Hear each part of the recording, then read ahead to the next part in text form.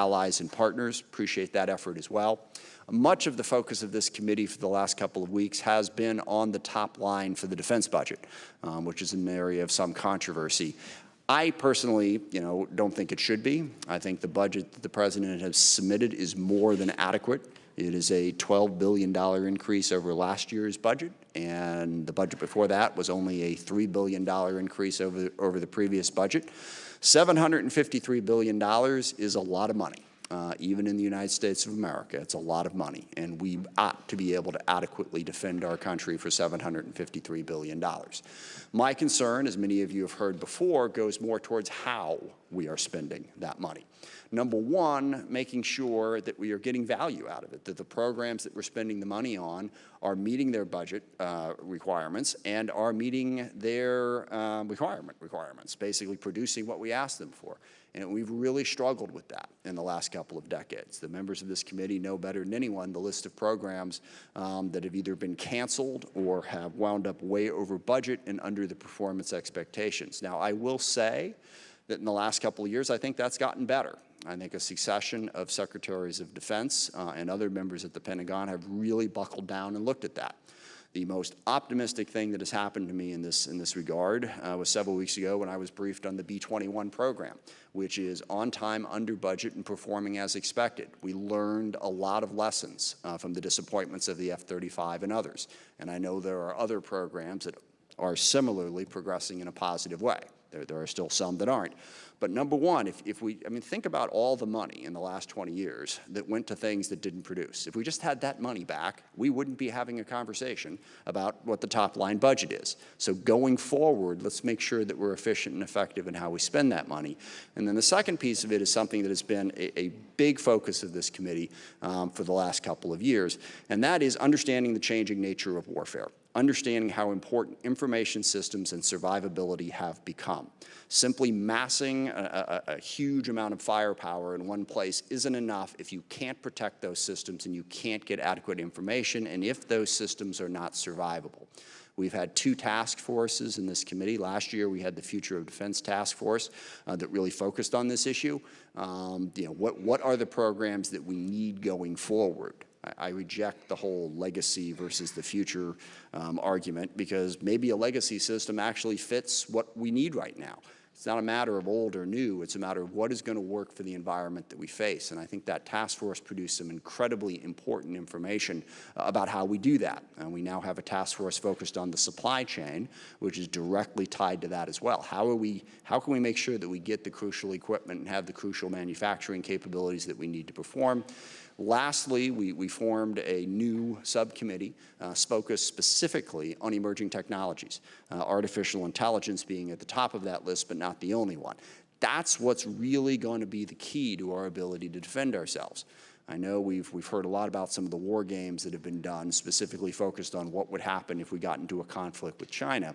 And for the better part of, 7, 8 years while they were doing those war games, it did not go particularly well. But they did a new one, the Air Force did, just a few months back, that introduced some new capabilities, and it totally flipped how that went. And it wasn't about the sheer volume of stuff that we had. It was about having a different set of capabilities, capabilities that could survive, capabilities that could get information to our warfighters reliably in crucial circumstances. That drives home that point. It isn't how much money we're spending, it's what we're spending it on and how it reflects the threats that we face today. The last point that I'm anxious to hear from our witnesses about is we've had a fair amount of difficulty in terms of protecting our service members. Focus has been on sexual assault in the military. We have not adequately dealt with that. And I think there is wide bipartisan support for the idea that we need to make some big changes to try to address that. This committee has passed a number of provisions to attempt to address this issue. We are not there yet. There is going to be a big change in that. It is, however, not just sexual assault. I know that both of you gentlemen have looked closely at the report that came out of Fort Hood and some of the command structure problems that were down there that led to many problems with the force. We need to figure out how do we recruit, train, and protect our service members and their families, because as you all know, that's what makes defense go. The systems are great, but it's the people that make it happen. We are an all-volunteer military. We need to make sure that people still want to serve in the military, want to keep serving in the military, and feel, most importantly, that they and their families are safe when doing so. And I think we've got a lot of work to do in that area. I thank you both for being here. I look forward to your testimony. And with that, I will turn it over to Mr. Rogers for his opening statement.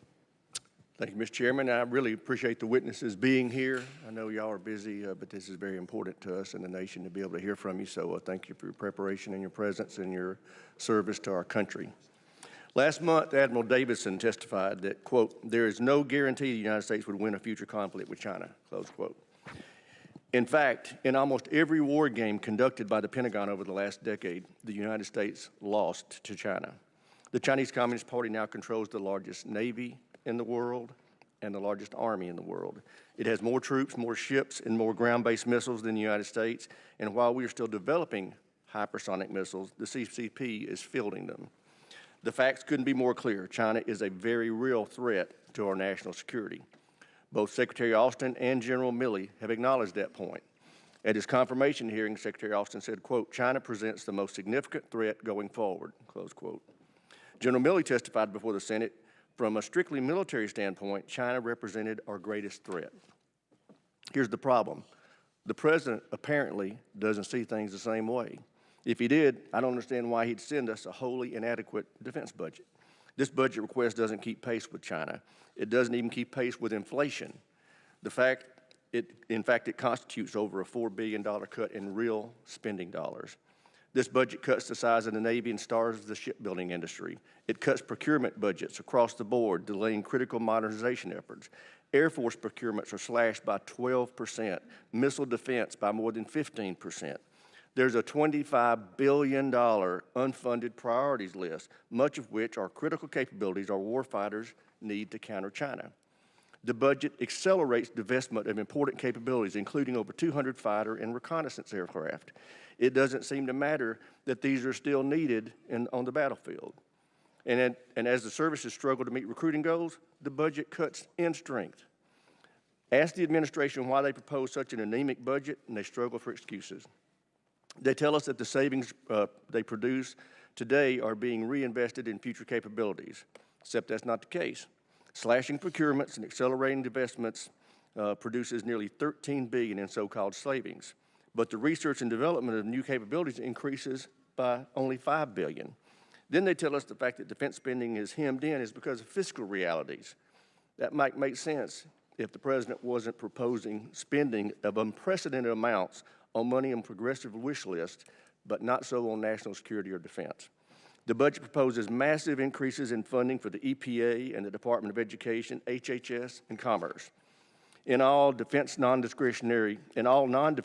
discretionary spending grows by an astonishing 16%, 10 times more than defense. And that it doesn't count the $1.9 trillion wasted on so-called COVID stimulus.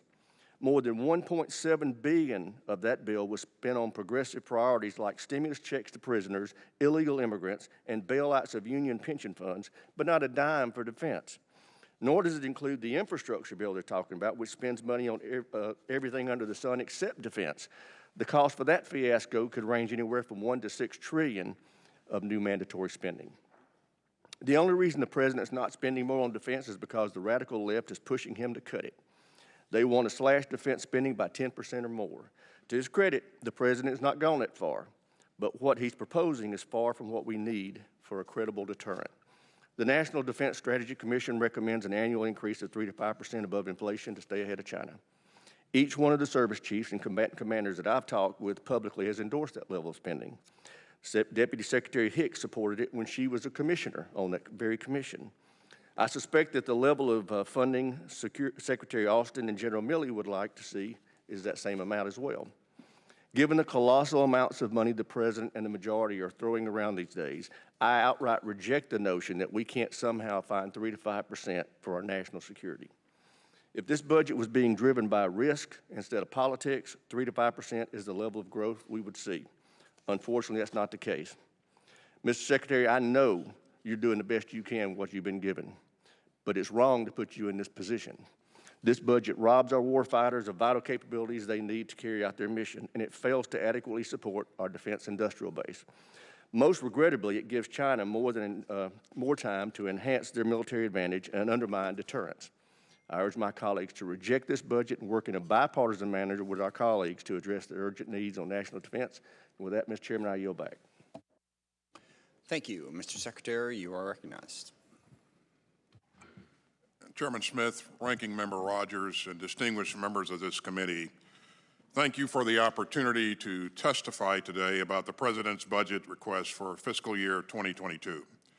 I'm pleased to appear alongside General Milley, whose counsel has been crucial to us as we developed our budget and as we continue to defend this nation, which remains our top priority.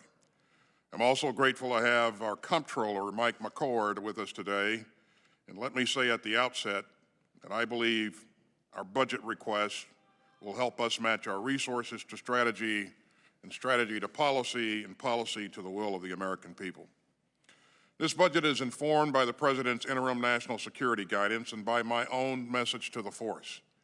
We believe that it funds the right mix of capabilities that we need most to defend this nation now and in the future. It invests in hypersonic weapons, artificial intelligence, microelectronics, 5G technology, and space-based systems, shipbuilding, and nuclear modernization, to name a few. In fact, this budget asks you to approve nearly $28 billion to modernize our nuclear triad and $112 billion for research, development, testing, and evaluation, which is the largest R&D request ever put forth by this department. Our request also gives us the flexibility to divest ourselves of systems and platforms that no longer meet our needs, including older ships, aircraft, ISR platforms that demand more maintenance, upkeep, and risk than we can afford. The department must be ready to keep pace with our competitors, and if necessary, to fight and win the next war, and not the last one. And that's why we've commissioned a global posture review and a new national defense strategy, which will further inform and guide our resource decisions. This budget reflects our focus on the pacing challenge that we clearly see from the People's Republic of China, to include more than $5 billion for the Pacific Deterrence Initiative.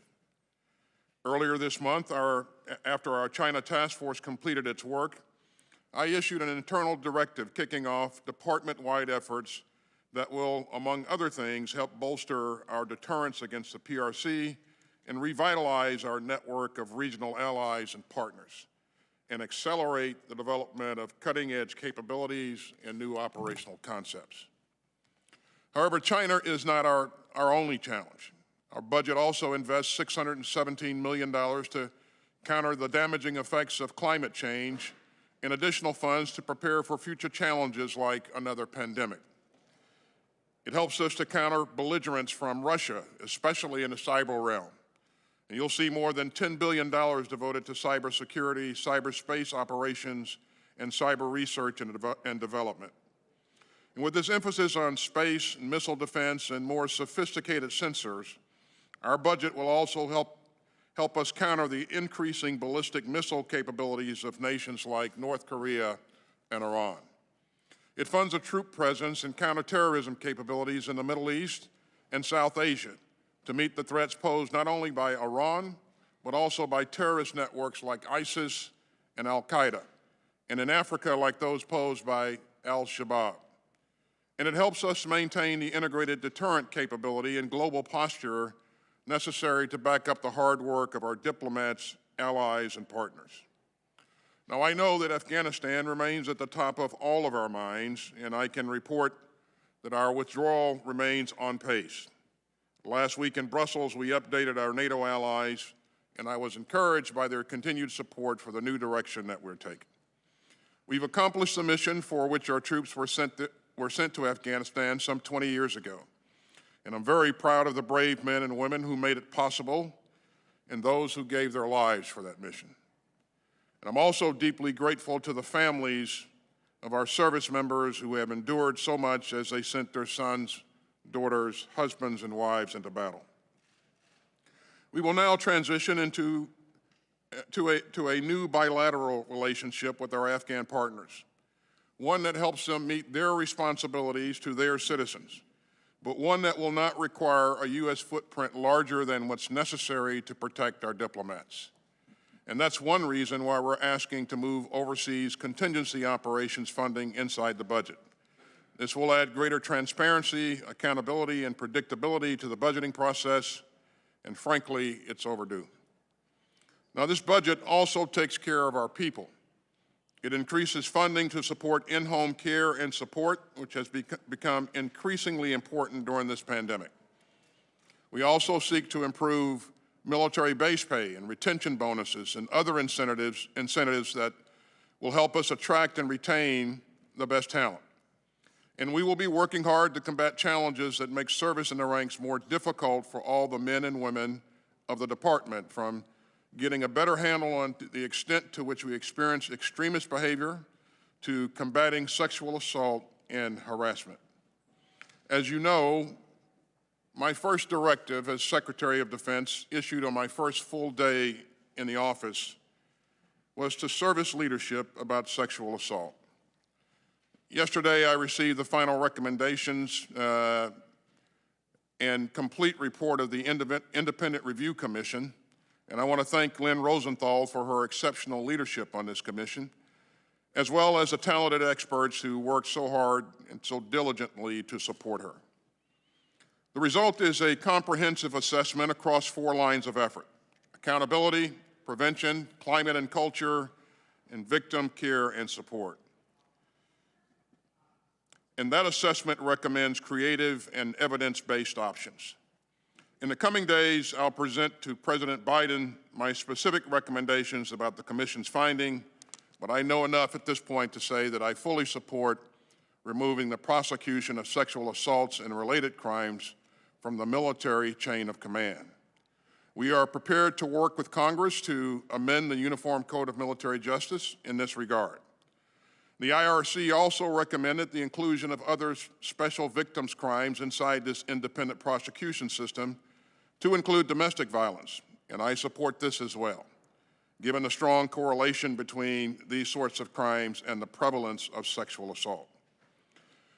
As we move forward, I believe that it's important to make changes that are both scope to the problem that we're trying to solve and properly resourced.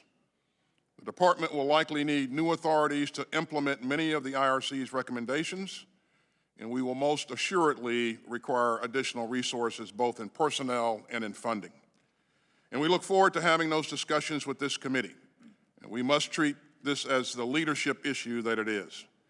And Chairman Smith and members of the committee, we feel the greatest military in human history, made up of the finest men and women who have ever donned the cloth of this nation. We also enjoy a civilian workforce deeply committed to every mission that we take on.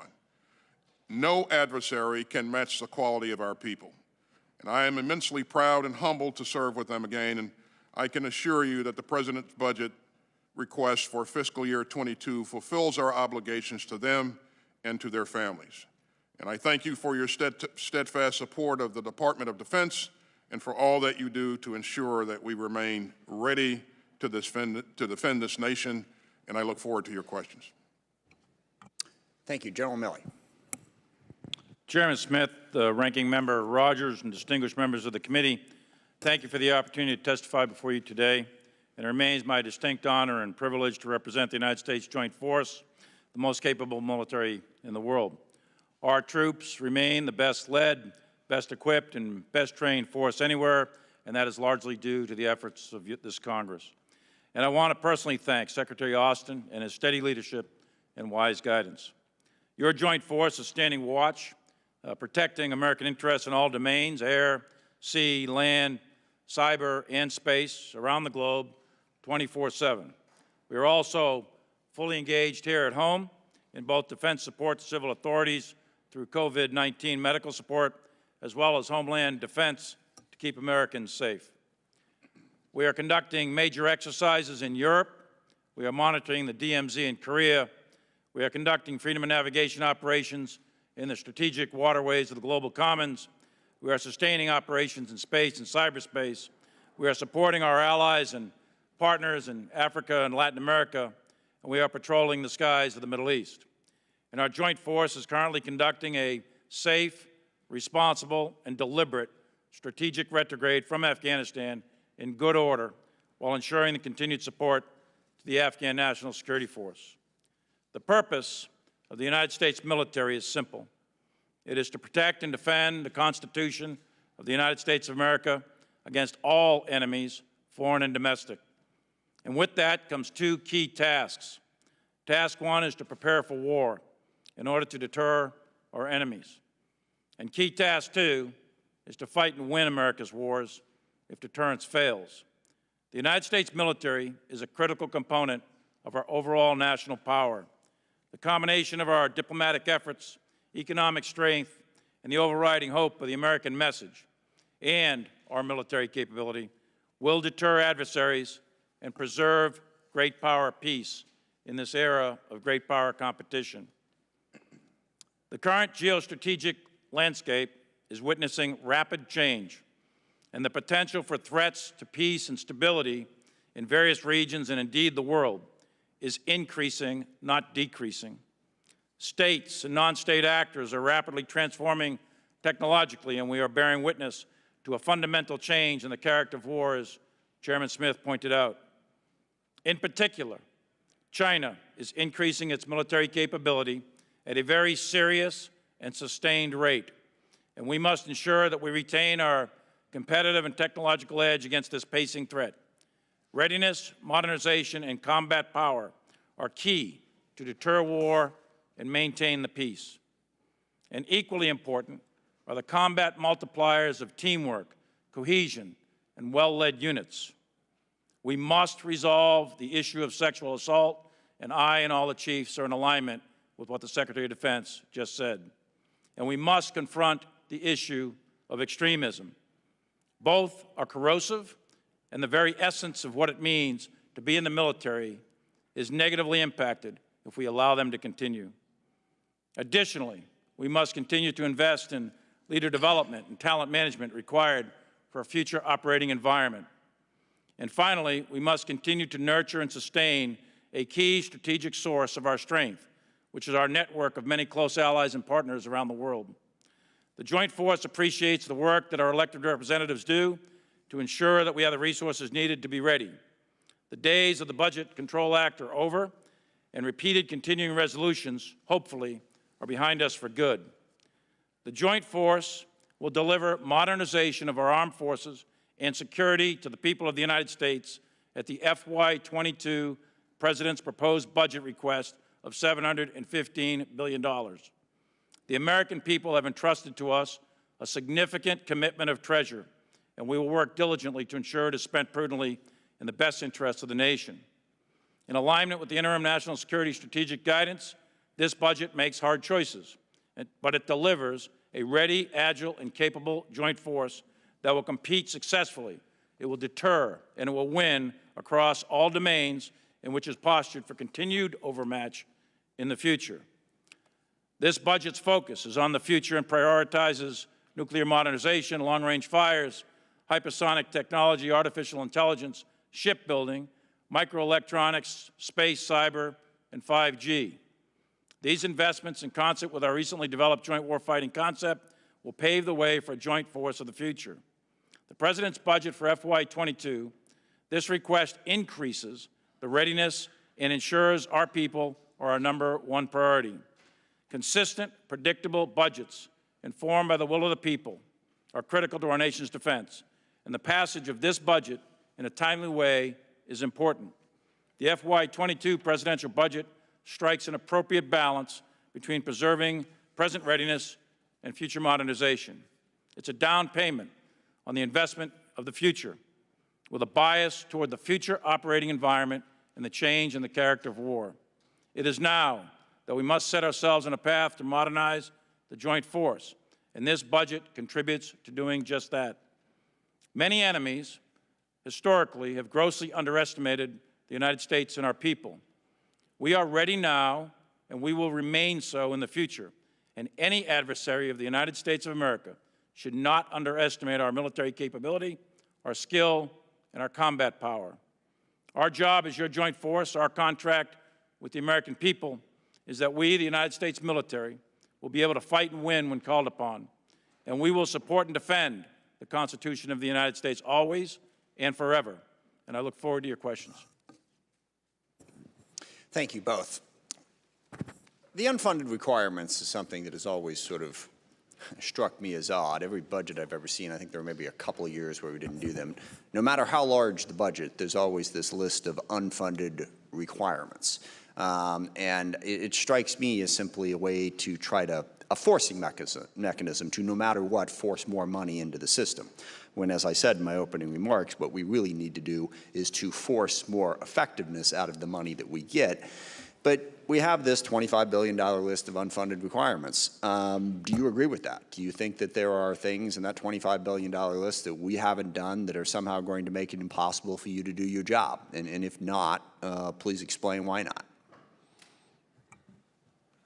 Chairman, as I said in my opening remarks, I think that this budget provides us the flexibility to go after the capabilities that we need to support the operational concepts that will allow us to be not only competitive against any near peer, but actually dominant in that battle space.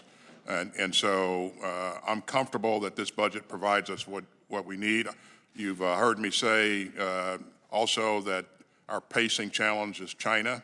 If you look at the types of things that we're investing in, almost $20.5 billion for missile defeat and defense, $6.6 billion for long-range fires, $52.4 billion for a lethal air force, $34.6 billion for combat effective naval forces, and $12.3 billion for effective ground forces. Not to mention the almost $28 billion that we're investing in modernizing the nuclear triad. So I believe that it gives us, the right flexibility to go after the capabilities that we need to be successful going forward. Understood. I don't know, General Milley, if you want to dive in here. So how would you explain this? And I've argued that we should have gotten rid of the unfunded requirements list a long time ago. But how do you explain the service chiefs submitting this list? I agree with Secretary Austin. I think he's absolutely right about where the budget's at. But what are we doing with this list of things that to members up here makes us think that we're not meeting our needs? As a former service chief for 4 years, Chief of Staff of the Army, the unfunded requirements list, and everyone probably looks at it slightly differently, but generally speaking, I would say that requirements always, I can't think of a budget where requirements do not exceed resources. And the whole purpose of a budget is to prioritize that which is most important down to that which is least important. And the unfunded requirements list, given an amount of money to a given service, anything that goes beyond what the budget is that they're given goes on to an unfunded requirements list. And these things are pages long, as you said, in the billions of dollars. The key question, though, is relative to your opponent. Everything's relative to someone. In this case, relative to a pacing threat of China, relative to Russia, terrorists, et cetera. Are those unfunded requirements critical path capabilities that are required to succeed? And the answer is no, in my opinion, my professional opinion. Others may have different opinions. If they were critical, then they need to be higher on the priority list and in the base budget. And the chiefs, service chiefs, and service secretaries all go through that drill. It's a hard drill. I had to do it with several service secretaries. We had night courts and so on. But the unfunded requirement lists are less important than which is in the base budget. The reason they're submitted is to provide the committee and Congress, the representatives of the people, to determine if those unfunded requirement lists meet the needs, and you have to make some assessments and determine to take such and such out of the base budget and add something from the requirements list. It's a flexibility option for the committees, and it gets submitted every year. Try to minimize them to the amount possible because we really want the base budget is what needs to be passed. Thank you. I think that's a good explanation. And again, I'll stand by the statement that you know, over the last 15 years in particular, the amount of money that has gone to programs that haven't performed. I mean, I'd rather have the service chiefs go through and tell us how they're going to make sure that their programs are actually going to perform as intended and on budget, and the mistakes that we've made with the money that has been wasted, so we don't do that again. And I have no doubt whatsoever if we did that, we'd have more than enough money to meet the requirements as we do. And as I mentioned, again, I want to compliment this department in the last couple of years, a series of secretaries of defense who have done the hard work to do that scrub, to go back in there and learn the lessons from what went wrong and try and fix it. And I think that is the most important thing we can do to meet our defense needs going forward. Mr. Rogers. Thank you, Mr. Chairman. General Milley, as I noted in my opening statement, China already has a larger Navy, more troops, more missiles, more hypersonics than we do. Where are you most concerned that China has gained or may soon gain an advantage against us? There's several areas. If you roll the clock back to 1975 and the reforms of Deng Xiaoping, the Chinese economy has risen at a rate of about 10%, down to 6 or 7% recently, and it's projected to reduce a little bit more. But with that massive economy, with that massive amount of money, China has developed an extraordinarily capable military. They are not, to be clear, they are not currently superior to the United States military, but their aim, their object, is to be at least co-equal to, if not superior. And that is possible. If we stood still, that would be possible in a certain amount of years. And I think that the area of cyber and space, those are two critical areas, and subsurface submarines are a third area, all of which we need to watch. But there's also emerging technologies that are very concerning, things like hypersonics, man-machine interface, changing the relationship of men or human beings to the machine, linking that to various very high-powered computer systems. There's a wide variety of information technologies that they're working on. These are all concerning. And then I would throw in robotics, and most importantly is artificial intelligence. These are emerging technologies that are going to hit in time and space in the next 10 to 15 to 20 years max, and we, the United States, need to be out front in all of them. Otherwise, we're going to be setting up future generations for a very difficult situation relative to China. Great. It's a great answer, and I agree that the real threat is down the road, but that's the point we can't put off. We can't keep deferring taking action on keeping pace with China because it's going to get us in a bad situation. So while this budget is basically level funding, just a little bit of a dip, it's irresponsible in the long term. And I'm not just throwing off on this president. The last president came to us with a budget that was inadequate, and we got him to a better place, and I'm hoping we get this president to a better place. And I frankly hate it for y'all because y'all are outstanding military leaders, and you know what we need, and you're just doing your job trying to spin this thing up or shine it up. But it's not what we need for our long-term military growth. General Milley, as the chairman just alluded to, we got $25 billion unfunded priority list that came to us, and included in that are priorities such as $1.7 billion for a new destroyer, $1.4 billion for F-15Xs, and $300 million for the defense of Hawaii and Guam. You don't think those should be in this year's funding priorities? A couple of points. Hawaii and Guam, no one, China, Russia, or anyone else, should think Hawaii and Guam are not defended. Because it's on an unfunded requirements list, doesn't mean Hawaii and Guam aren't defended. We have a tiered capability in the Pacific arrayed explicitly to defend U.S. territory. The United States of America mainland and Hawaii, Guam, and our allies and partners are very well defended. So I don't want anyone to misinterpret that. There are capabilities that we'd like to improve on, but they didn't meet the threshold of the base budget, therefore they're in an unfunded requirement list. For the destroyer, we're adding another destroyer next year, so it's going to be in the 23 budget, vice 22. Again, hard choices, prioritization, that's what budgets are all about, and that's what the services did, that's what the Secretary of Defense did, and I fully support it. And I think this budget, 715, provides for the adequate defense of the United States of America for FY22. Yeah. Again, I understand, I know this is the president's budget and you got to do your best, but the commander of Indo-PACOM says we need an easy ashore on Guam and we need a new radar system on Hawaii. Sure. Granted, they're defended, not defended as well as they need to be, and we need to be taking action to protect them. General Milley, you testified before the Senate and said that China and Russia combined are spending more money on defense than the United States. How much risk are we inviting by failing to keep pace with China when it comes to this kind of spending? I think we are keeping pace, and I think we're ahead of China individually as a country. When you combine China and Russia, and we'd have to go into a classified session to show how we do this mathematically, but the combined budgets, when everything is taken into account and you normalize for the cost of personnel, et cetera, then you will find that the combined budgets of China and Russia do exceed that of the U.S. Department of Defense budget.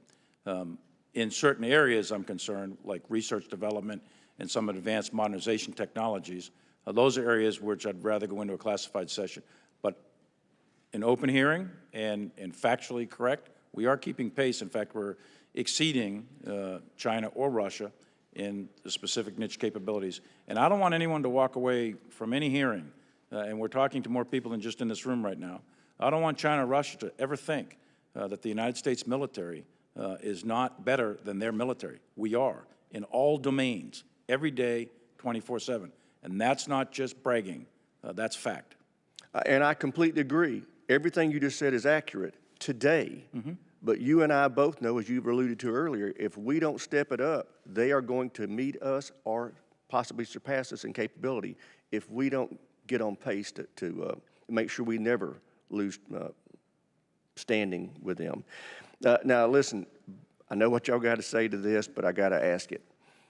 Every combatant commander and service chief that's been before this committee, I've asked, did they support the National Defense Strategy Commission's recommendation that we increase defense spending in foreseeable future 3 to 5% over inflation? Both of you have publicly stated before the president's budget came out that that's the way you felt as well. How do you feel today? Do you still believe that that should be what we are doing when it comes to defense spending? Secretary Austin, you first.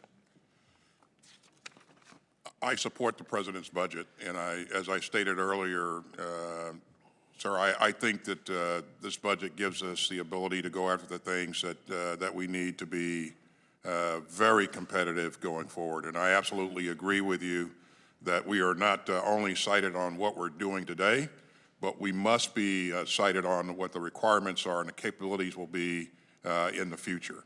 And so we're working hard to build those capabilities to meet those requirements. And I think this budget does that. So. General Milley. I agree. I fully support this budget. I wouldn't have said it was adequate if I didn't. As far as the 3 to 5%, of course, 3 to 5% or 1% or 2%, we could spend it appropriately with the UFR list, et cetera. But the president is looking at a wider angle view for a nation's strength, not just a military strength. And it's a combined strength of the nation. It's critically important that we have an incredibly healthy economy. Otherwise, you'll never have a military. You have to have an educated workforce. You have to have all of these things in order to have a good military.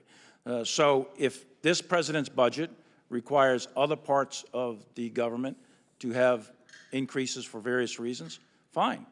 This budget is adequate to defend the United States of America. And if given more money, we would certainly spend it appropriately in a disciplined way in accordance with the priorities on the UFR list. But I fully support this budget, absolutely. Okay. Last question, both the chairman and I have been very frustrated that we got this budget so late. And I fear it's going to make it difficult for us to get an appropriate bill, defense appropriates, and NDA passed in a reasonable amount of time. Then it may force a CR. Secretary Austin, could you tell me what the implications of another CR would be? So if we have a CR, Ranking Member Rogers, it will adversely affect readiness. It will slow down our ability to modernize. It will also adversely affect the industry. And so I think that's really important. I think we need to do everything we can to prevent having a detrimental effect on our ability to man, train, and equip the force. And obviously what the CR does is it prevents you from initiating new starts, and that's a problem. Thank you, gentlemen. Mr. Chairman, I yield back. Mr. Langevin is recognized for 5 minutes. Thank you, Mr. Chairman. I want to thank our witnesses for your testimony today and for your service to our nation. I want to pick up where we have off just a few minutes ago talking about preparing and investing for not only today but for tomorrow, and of course that revolves around research and development. Mr. Secretary, the FY22 budget is the largest request for research, development, testing, and evaluation to date, and which I applaud. Yet, overall basic and applied research funding is down from FY21. I think this is a mistake. And given, just by way of example, that a COVID-19 vaccine was a result of basic defense research 5 to 10 years ago, which resulted in the mRNA vaccine being developed. That was directly from a DARPA project, that early and applied research. Thank God that that research actually bore fruit and that it happened in the first place. So I appreciate that in our conversation on Monday you said that you would look into it. My question is, will you commit to getting me a firm assessment of why we cut these vital budget lines by mid-July so that we can consider it during the NDAA? Let me just say again that this is the largest investment in RDT&E that this department has ever made, which speaks to our commitment to ensure that we're investing in the right things to make sure that we're relevant in the future. And I absolutely agree with you on the importance of resourcing science and technology and other things. And I would also say that the areas that you're concerned about, while if you look at our investment this year for this budget for 22, it's actually above what the forecasted investment was in 21. Not what they were resourced for, but actually what they asked for in the budget. You know, we've asked for more. So again, we'll work hard to make sure that we have the right monies in the right place to ensure that we maintain a robust capability in this realm. Okay. But Secretary, if you could just give me a yes or no answer. If you'd look into that assessment, you said you'd give me if we can get it before the time period so that we can consider it in the NDAA, I would appreciate that. okay. Thank you. Next, I'm really concerned with how the department has addressed electromagnetic spectrum operations. Our adversaries clearly investing in technologies to dominate the domain while we continue to consider it an afterthought in some ways, from my perspective. When can we expect the electromagnetic spectrum superiority strategy implementation plan, and what do you think is the first step to regaining our advantage? Well, the first step to making sure that we maintain an advantage is to make sure that that we have a coordinated effort across the board to identify what the threats are and make sure that we have the right capabilities to be dominant in that space. Our Vice Chairman is currently leading this effort on, for our forces, and I'm confident that as he works his way through this, along with our Deputy Secretary, he'll come back with some good recommendations, and we'll implement those that are appropriate. Secretary, the Department of Defense officially recognizes 5 domains of warfare. I think we all agree that cybersecurity is the national security challenge of the 21st century. The four of those domains, the senior civilian is a service secretary. Cyber has a deputy assistant secretary, which is 4 rungs lower than the other warfighting domains. Why does this make sense, especially when U.S. service members are in contact with and engaging our adversaries in cyberspace daily? Well, cyber is obviously incredibly important to us. I think we're very effective in this domain, and I think currently we have the right oversight for our cyber efforts. Matter of fact, I was just out with General Nakasone here a couple of weeks ago, reviewing what he's doing and looking at his programs, talking to his troops, and I'm very impressed by the capability that he continues to develop. And we are investing in cyber. You know, $10.4 billion in this budget focused on cyber. And so it's important to us, and it will remain important to us.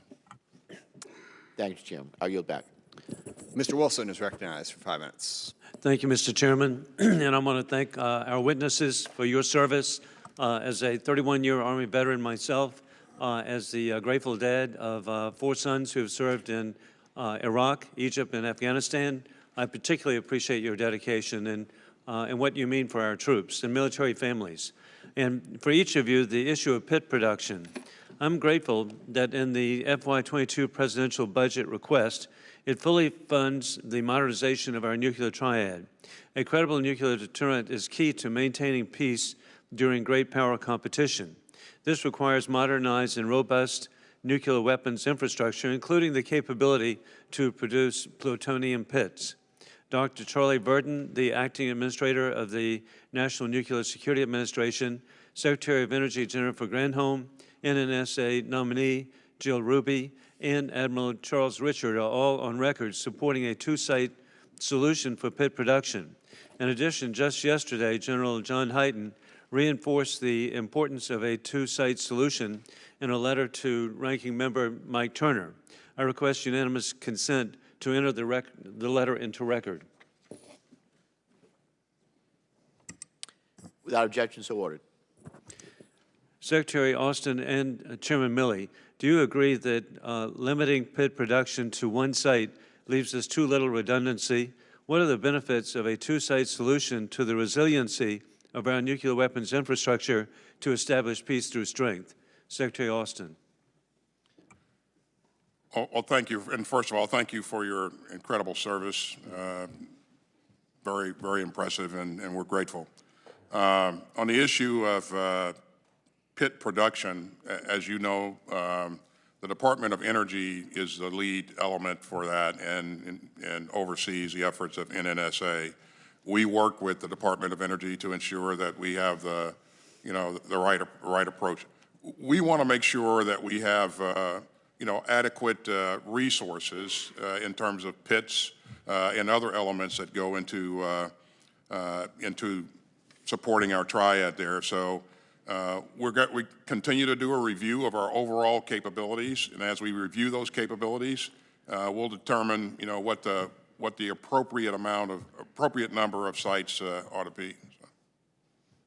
And hey, in accordance with the President's budget, do you support 2 sites? I support the President's budget, yes. And with 2 sites. Thank you. Excuse me, General Milley. Yes, I'm aligned with General Hyten's recommendation. Yes, we talked about it. The broader issue, of course, is the number 1 priority actually in the budget is a recapitalization of the nuclear enterprise. And the Secretary's directed a nuclear posture review that's ongoing. We'll see what the results are. But in general, as a general comment here, the entire nuclear enterprise needs to be recapitalized, and that includes the pit production at 2 sites. Thank you very much, each of you. And Secretary Austin, Guam is a critical Western Pacific theater of operations logistical hub for our Navy and a priority target, sadly, for the Chinese Communist Party. The patriotic American territory of Guam is appreciated for having the highest percentage of military service of any state or territory. The Missile Defense Agency's FY22 request includes $118.3 million to develop an architecture for the defense of Guam. Still, the MDA does not have a detailed plan exactly what it would be. Given China's increasingly hostile posture in peacetime military buildup, the largest peacetime military buildup in the history of the world, what can we expect the status of a detailed overview of the system and its deployment timeline? Well, as the chairman had mentioned earlier, Guam is a part of the United States of America. In the United States of America, we will make sure that we have appropriate, adequate defense mechanisms to protect our territory here. And the $118 million that we've allocated for missile defense is a start as we develop integrated capabilities. In terms of a specific timeline of when our assessment and our work will be completed, I'll take that for the record, Congressman Wilson. Thank you. And finally, Israel has been subject to 4,500 Iranian rockets from Gaza by Hamas. But the Iron Dome has been successful. Ms. Secretary, we could be working more closely to promote Iron Dome. You've heard us say a number of times that you know, we are committed to the defense of Israel, and I met with. And I do apologize, gentleman's time has expired. So we will move on to Mr. Larson, and if you want to take that one for the record, we can do that. Mr. Larson is recognized. Thank you, for Mr. 5 minutes. Chairman. Thank you, Mr. Chair. Secretary Austin, over the last several months, media has reported on a number of damning and substantial issues within the Special Operations Forces ranks. I want to know what DoD is doing to transparently identify, track, and respond to reports of misconduct in SOF. In terms of what the department is doing to focus on that, we've not taken any additional actions. As you know, we have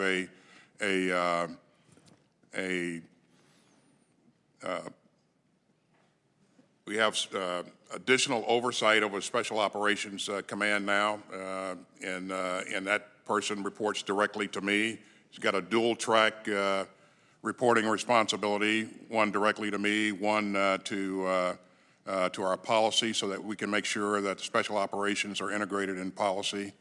I've spoken with a commander of Special Operations Command.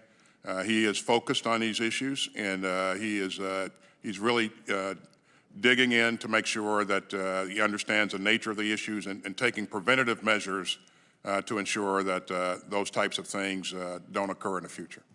It's a real serious issue, and I appreciate you taking it seriously. And on that last point you've made, we've talked a lot about domains, but I want you to change your brain a little bit here, literally, because I want to talk about the cognitive domain that SOCOM and SOF says they want to focus on in terms of improving the cognitive domain of our warfighters and SOF. As I think there's a $10.2 million request, very small request in the budget, but for investment in cognitive domain, improving the impact of SOF training and improving the outcomes so that maybe we are getting a little more preventive. Can you talk a little bit about what your plan is to spend this $10.2 million? I know it's a tiny bit of the budget. It's not as big as some parts of the budget, but it's an important part we're tracking. Well, SOCOM has led our forces in terms of developing ways to make our warriors more efficient, more effective on the battlefield, and this is one of those things that they've been looking at for some time in terms of specific plans to invest those monies into various pieces and parts. I'll take that for the record because I don't have those facts at my fingertips. That's fine. I think it's more about resilience of the warfighter before we put them in to a situation. So when they come out, they're more resilient as well. Can you briefly then, we described a little bit, how are you working to implement Directive 5111.10? That's the ASD SOLIC directive that DepSec Hicks put out. How are you working to implement that directive? Well, as you know, our nominee to occupy that position has yet to be confirmed, but it's Chris Meyer, and once he is confirmed, I have every confidence that he will do a great job in making sure that he keeps me informed of his needs in terms of service type needs and also what they're doing operationally. He will sit in on regular meetings with me. He will report directly to me on all service type issues, and he will also integrate his activities in with our policy branch, who, of course, will ensure that those activities are synchronized with the rest of the force. But to answer your question, we are moving out on this to realize Congress's intent here. Thank you. General Milley, I don't want to let you go here without a question, and this one's about the Arctic. There's a broader, broader coordination that needs to take place throughout the U.S. government on Arctic policy generally, but the Defense Department has a piece of this. Can you articulate how the department sees the Arctic from a national security, through a national security lens, and then what you're doing to coordinate among the services the disparate ideas they have for presence in that region? You got 27 seconds. I'll give you a fulsome answer in writing. I'll take that for the That's record. great. But briefly, we recognize the importance and the increasingly growing importance of the Arctic as climate change causes the Arctic ice to melt and resources have become available. And it's going to become an area of great power competition between the United States, China, and Russia, and perhaps other powers as well. So I'll give you a more full written answer on disposition of force and what we have planned ahead. One comment, though, if I could, real quick, and I know the Chairman's going to cut me off. Real quick. On the Special Operations Forces, we have the most disciplined, vetted Special Operations Force out there. I'm aware of the reports. Talked to Rich Clark as well as the Secretary. We're getting after that very, very closely. But we have exceptionally disciplined and well-vetted Special Operations Forces. Thank you. Gentleman's time has expired. Mr. Turner is recognized for 5 minutes. Thank you, Mr. Secretary.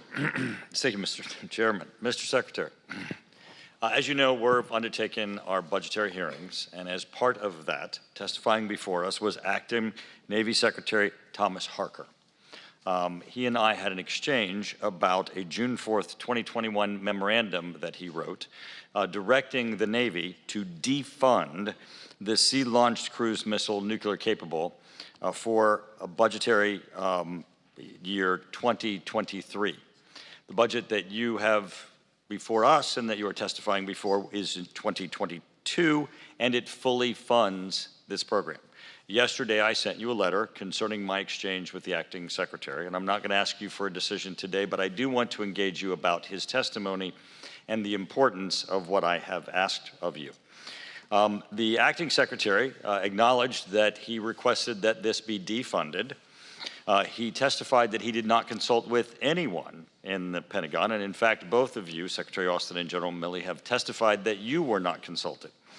Also, Admiral Richard, Stratcom, was not consulted, and Admiral Richard testifies that this missile is a much-needed, non-strategic regional presence to provide assured response capability, that it provides additional diversity in platforms and survivability, that it provides limited U.S. response options, it is a more credible deterrent, and it allows us to not rely on the threat of large-scale nuclear responses.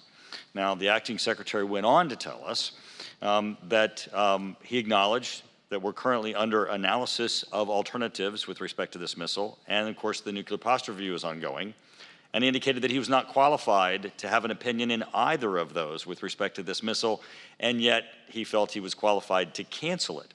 Now, it's always concerning when we have testimony, as we have from the both of you, concerning China's and Russia's modernization, and when we have what is basically a bureaucratic intervention in what the important processes are in determining what our capabilities are going to be in the future as we respond to our adversaries' capabilities. Now, the acting secretary also affirmatively acknowledged that he understood that his memorandum was untimely and that the President of the United States was about ready to sit down with Vladimir Putin, and that it undermined the President of the United States because as he's trying to engage Vladimir Putin in treaty negotiations for arms control, certainly Vladimir Putin doesn't care about arms control if we're going to unilaterally be giving up platforms.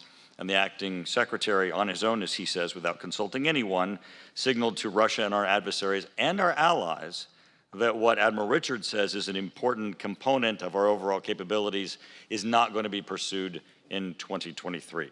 Now, I've sent you a letter asking you to rescind this because we have the testimony directly from the acting secretary saying he's not qualified to make this decision, that he understands it affects the United States standing and our arms control negotiations posture, that he understands that Admiral Richard says that it's an important capability that we have going forward in the future.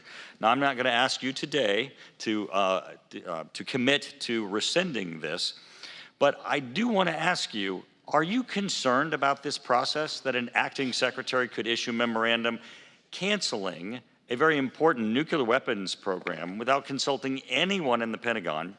He testified here that he had not consulted anyone. You both testified you were not consulted. Admiral Richard, who says it's essential for the future capabilities and references what China and Russia is doing for modernization, says he was not consulted. And the acting secretary himself acknowledges that it undermines the President of the United States. Does that concern you? I'll make 2 points very quickly. The first point is the nuclear triad is very important to us. and I'm fully committed to its modernization. The second point I would make is that we've said a number of times that we're going to conduct a nuclear posture review, and in that review, we're going to ensure that we have the right balance and mix of forces and capabilities. I think that any announcements or decisions about FY23 prior to the termination of that review or completion of that review is premature. So. Thank you, Mr. Secretary. I really do appreciate it. General Milley, I want to thank you for your service. I did on the phone yesterday. I think your credibility is incredibly important to both for our allies and our adversaries. Do you believe Ukraine deserves lethal weapons support from the United States? I do, and we've provided lethal weapons in the past, but they're lethal weapons for defensive purposes only. I yield back. Thank you. Mr. Courtney is recognized for 5 minutes. Thank you, Mr. Chairman, and thank you again to both witnesses. And Secretary Austin, you know, I just wanted to follow up one point, which was made. I'm not going to ask you to comment on it, but the budget did come over later than normal, but I think it's important to remember that the transition team had an unprecedented level of lack of cooperation in terms of getting into the building and sitting down and really using November and December and early January as an opportunity to get a head start on the budget process. And to me, you know, just common sense tells us that that's one of the reasons why we're sort of a little late this year. But again, this committee is going to work hard to make sure that our mark proceeds, and we're going to do everything we can to get regular order. Both of you have talked, and the service chiefs in the last couple of weeks have stressed the importance of deterring pacing threats to our nation, particularly China and Russia. The fiscal year 22 budget includes a very noticeable, strong boost in investment in the Navy's undersea force, which General Milley alluded to briefly earlier here. Attack subs, the Columbia Ballistic Sub Program, and R&D for the follow-on to the Virginia program. Can you, Mr. Secretary in General, just sort of talk about how that undersea priority aligns with the goal to match the pacing threat in the Indo-Pacific region, as well as increased Russian submarine activity in the North Atlantic and the Arctic? Yeah, first of all, we have the most dominant naval force on the face of the planet. And a key piece of that is, you know, what our key piece of that capability is what our submarine force brings to the table. It is absolutely relevant to the future fight. It is necessary. And so I think our investments here are well placed. And yeah, I'll leave it at that. Congressman, I would say that relevance to a future fight, a couple of things to consider. Survivability, smaller is better, dispersal, and submarines by their nature are extraordinarily survivable, they're very lethal, and they are one of the significant asymmetric advantages that the United States has. We have an incredible submarine force, and it is probably the most lethal weapon on a battlefield in some future operating environment. So continued investment in subs is well worth it.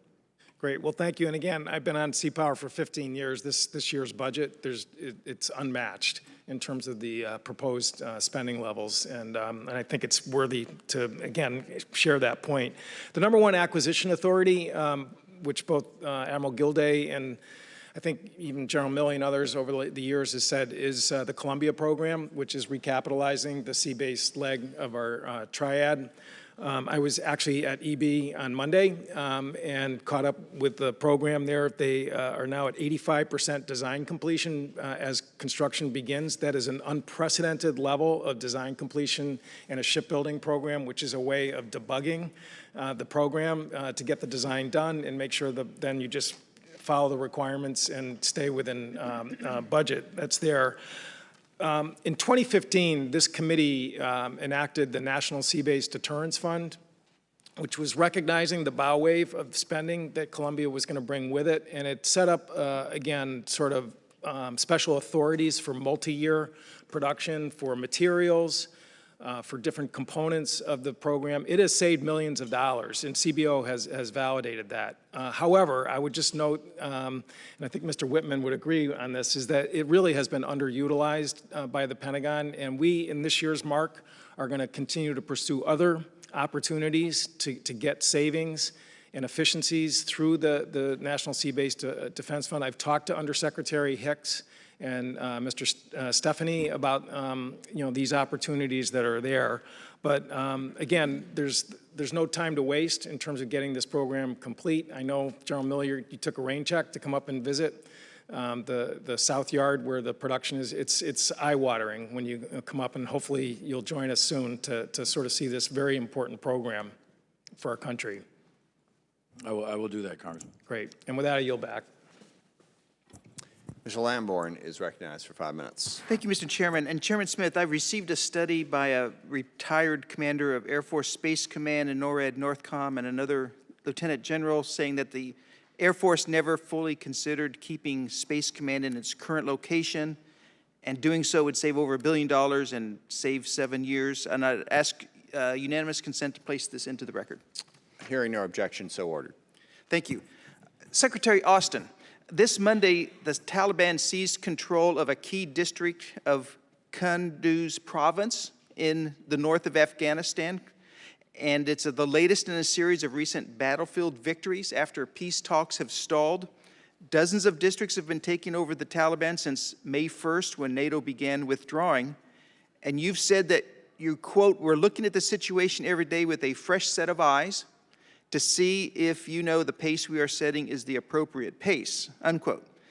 So given the accelerating pace of Taliban victories and control of key districts since we've been withdrawing since May 1st, how are things going? I mean, is our withdrawal at an appropriate pace when they're picking up all these districts around the country? Well, thank you. We are focused on, and the task that we have at hand is to conduct our retrograde in a safe, orderly, and responsible fashion. We've developed a very detailed plan to do that, and we have accomplished the task according to plan thus far, and really provided for the safety of not only our forces but our allies as well, and we'll remain focused on that. And as a follow-up on that, none of us want to see a bloodbath after we withdraw unless you said there'd be a small presence guarding diplomatic personnel, but none of us want to see a bloodbath against women and children in particular, or against former U.S. supporters like translators. So how are we going to prevent that? I mean, how will the over-the-horizon process work, which I'm kind of skeptical about? Yeah. So I would just point out to you on the over-the-horizon piece, we're doing over-the-horizon now. We don't have very much ISR on the ground in Afghanistan. It's coming from the Gulf countries. And our fighter support is also coming from either platforms at sea or from the Gulf countries as well. So we can do that. We have been doing it, and we're doing it very effectively. What we'd like to do going forward is shorten the legs that we're required to utilize by getting an agreement with one of the neighboring countries to base some of our ISR in one of those countries. But we're doing that effectively now. So it is not only possible, it is what we're doing. In terms of taking care of women and girls in Afghanistan, let me also at the very top say I really appreciate the bipartisan support that we've seen for this. And I would also point to you, that, and you've mentioned this, that our plan is to maintain an embassy there, and through the embassy, we'll continue to work programs that are focused on women and girls. And I would defer to Secretary Blinken to really outline that. I don't want to speak for him. Okay, thank you. And we all do bipartisanly share those concerns. Is it at all possible to keep Bagram Air Force Base? Could I make a comment, Secretary? So a couple of quick comments here. On Bagram, Bagram is not necessary tactically or operationally for what we're going to try to do here with Afghanistan. Consolidate on Kabul in support of their government. But to back up a little bit on the momentum of the Taliban, so to speak, there's 81 district centers that are currently, we think, are underneath Taliban control. That's out of 419 district centers. There's no provincial capital that is underneath Taliban control, and there's 34 of those. It is true that the Taliban are sniping at and picking off outposts, et cetera, and they have seized some district centers. 60% of the 81 were seized last year, and the others since the last 2 months or so. So yes, we're concerned, we're watching it. But there's a 300,000 plus or minus military force, Afghanistan Army and police force, and it is their job to defend their country.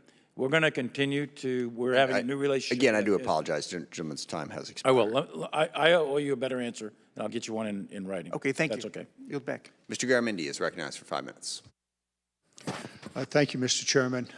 Secretary Austin, General, thank you very much for your service, for your testimony today. A couple of things I'd like to get into. I think the U.S. is spending $770 billion, more or less.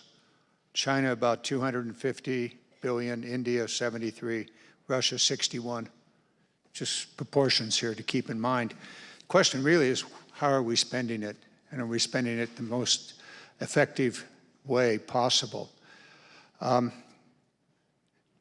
General, you said the things, in answer to Mr. Rogers' question, you said the things that concern you most are cyber, subs, new weapons such as hypersonic, space, and AI, artificial intelligence. However, all of you want to maintain the triad, which will be $1 trillion plus over the next 15 years or so, 20 years maybe. One element of that is the GBSD, the replacement of the Minuteman III. The reality is the Minuteman III can be life extended. If we were to pause the GBSD for 12 to 15 years, during which time the Minuteman III could serve the same purpose and serve it well, can save somewhere north of $37 billion in the next 10 years. If you had $37 billion, which one of those unfunded priorities would you spend it on? Cyber, subs, new weapons, hypersonic, long-range fires, space security, artificial intelligence? What would you do with $37 billion, which is available if we made a decision to pause the GBSD? Secretary Austin? Yeah, so the evaluation of the GBSD is something that we will do as a part of or in the context of the nuclear posture review, and we'll take a deliberate and earnest look at where we are and where we need to go in the future. I think no matter what funds you have available, and I appreciate the question, it's always a question of kind of rank ordering the capabilities that we need in light of the threat that we're facing. And that would be deliberate work with the services to make sure that, we are meeting the most pressing need. Congressman, thanks for the question. I would not recommend taking that money away and putting it elsewhere. The recapitalization of the entire triad, to include the GBSD, is critical to our nation's security. And delay of 12 to 15 years, you'll have a gap. You'll have a gap in the land-based leg. According to the reports and the studies I've seen, I'll get with you offline and go through it from a technical standpoint and get the experts in. But what I've been briefed is, in order to make sure that there is no gap, we need to continue the investment in the GBSD without delay. I'll take advantage of that offline, online, Sure. formal, informal, whichever way you want to do it, but I think the facts are not Okay. clear. Okay. I think the facts are quite clear that we could pause the GBSD and be secure with the Minuteman III as it is life extended over that period of time. And there's $37 billion available there.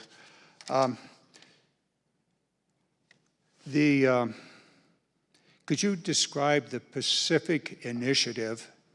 War games were mentioned many times here. The question I want to raise is, can we sustain the fight in the Pacific? Do we have the necessary transport?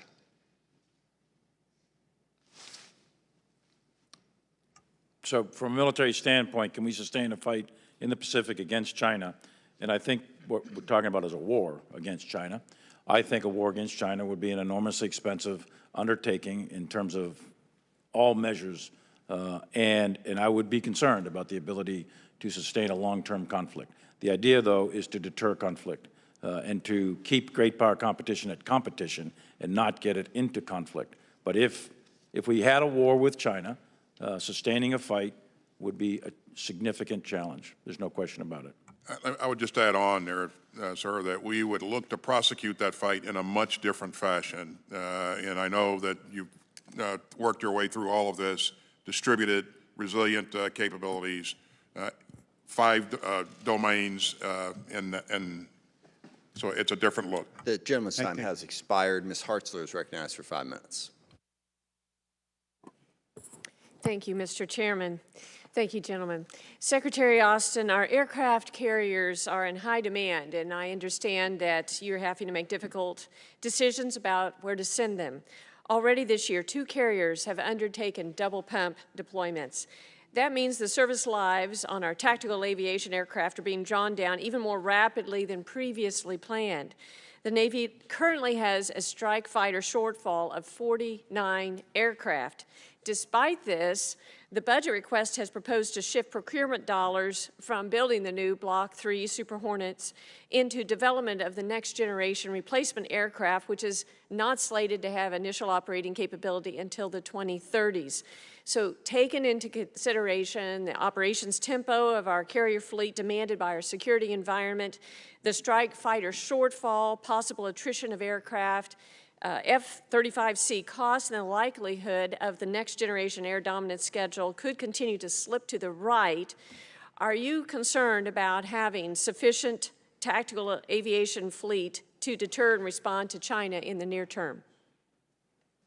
Short answer is I believe that we'll have, if we stay on pace and invest in the things that we want to invest in, we'll have the right capabilities to match our strategy going forward and support our operating concepts. Again, I think that you have to make decisions to invest in future capabilities, as we discussed this morning, and we've worked with the services very closely and carefully to identify what those requirements are. I think it provides too much operational risk in the near term, and we need to re-examine that. And I'm going to be working to try to get some more F-18s in this year's budget, because I believe there's too much a shortfall that we have right there. But I want to change topics and just say how much I appreciate our men and women in uniform, and I believe that they're absolute heroes. They should be respected and encouraged in every way, and I'm very concerned about the recent order that you have conducted regarding looking at so-called extremism, and I have sent you 2 letters, Mr. Secretary, asking for the definition of what the Department of Defense views as extremism, and have not heard back from you yet. And so could you just share with me, does the Department of Defense have a clear definition of extremism? A couple of comments on this issue. First of all, I think you've heard me say that on a number of occasions that I believe that 99.9% of our troops are focused on the right things, embracing the right values each and every day. Small numbers of people can in this area can have outsized impact on our organization. And so we want to make sure that we're providing the right climate, the right environment for our troops to work and live in. We are focused on extremist behavior, not what people think or political ideas or religious ideas, but extremist behavior. So do you have a definition of what extremism is and what that behavior is? again, we're focused on behavior. Well, you had a stand down, and you had a pause over the entire military for an entire day to do training, to talk about this, and you don't have a definition yet of what the purpose was and what extremism is? The purpose was to help to have a discussion with our troops and our leaders on the issue of extremism. Okay. And that was very productive. And again, we were focused on those behaviors that that are not in congruence with our values in the military. Okay, and you have Madam ordered Congresswoman? that there be this commission and have a review, and I guess I just want a little more information. You're setting up and proposing a new screening capability, ongoing continuous vetting of our men and women in uniform, and you're going to develop a policy to expand user activity. So what specifically would you be screening for? So if you set up this screening of our military members, what are you screening for? Our screening is focused on screening those applicants that are coming into the military. We want to make sure that we're bringing in the right type of people, quality of people. So if someone says that they're for President Trump, would that be viewed as extremism? As I said earlier, this is not about politics. I want our troops to participate in our political system. Well, that's what they're fighting to defend. But I will also say that we will continue to be a diverse and inclusive organization. And that's what the United States military is all about. So I would just encourage us not to infringe on our and liberties. I'm sorry, but time has expired. Ms. Spears recognized for 5 minutes. Thank you, Mr. Chairman. To both of you, thank you so much for your outreach. I want to say to you, Secretary Austin, we talked some months ago. You're a man of your word, and excuse me, I am deeply grateful for the statement you put out yesterday. You are creating a profound transformation in the military as we address sexual assault and sexual harassment. So thank you.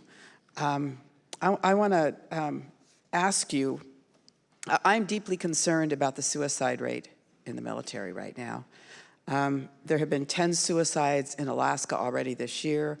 There was a 30% increase in suicides last year over the year before. And I would like to recommend to you, much like you did with sexual assault and sexual harassment, is to stand up a commission to look at what we should be doing to address this, I think, frightening situation. But that won't be my question. I want to ask you about the climate surveys. We spent a lot of time, a lot of money on climate surveys. And what we found out in the Fort Hood Independent Review Committee was that they were not even looked at. So what steps are you taking moving forward to make sure not only are the commanders on the ground there looking at these climate surveys each year, but that those above them, the senior leadership, is looking at them as well?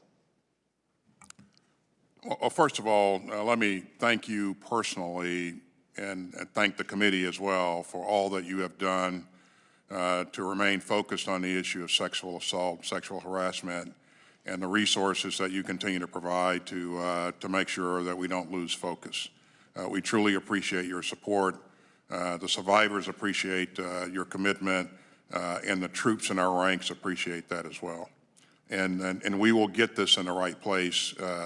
And it will require a lot of hard work, a lot of commitment and dedication, and it will require resources. And so I would ask that you continue to support us as we take this on.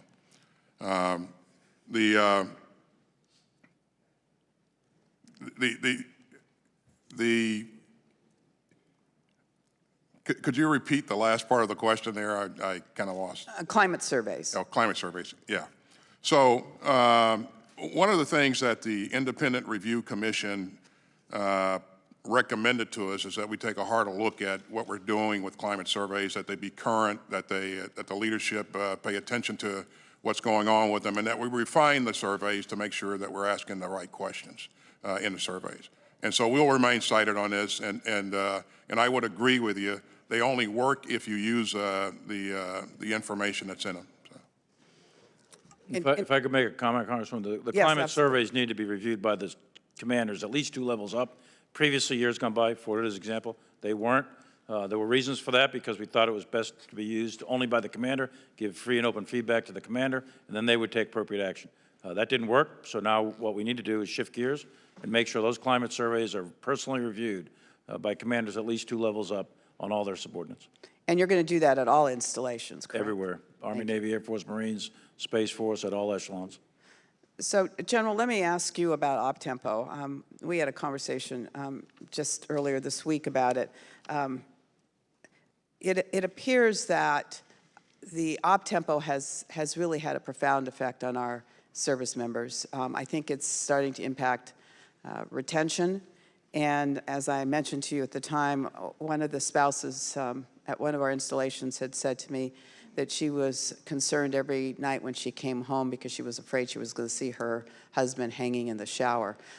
What steps are we taking to make sure that the training we do is necessary and appropriate?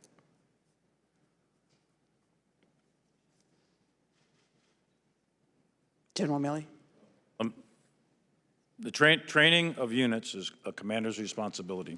And again, 2 levels up, commanders routinely develop their training plans, back brief them, and get them approved. And they are tied directly to war plans to ensure that the training is focused on the readiness and the capability of the force to execute those tasks for which they're required in accordance with the various war plans.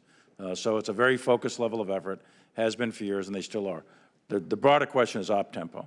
And op-tempo is directly related to the size of the force. As the op-tempo came down from the peak of the wars in Afghanistan and Iraq, so did the size of the force. So the relative op-tempo in any given unit, especially Special Operations Forces, which was mentioned earlier, still remains high. It's a big concern. It impacts all kinds of things, to include suicides. So that's the key metric, is the op-tempo on a given force in a given I'm sorry, the gentleman's time has expired. We will get one more in, and then we're going to take our break. So Mr. Scott is recognized, and when he is done, we'll take a brief break. Mr. Scott is recognized for 5 minutes. Thank you, Mr. Chairman.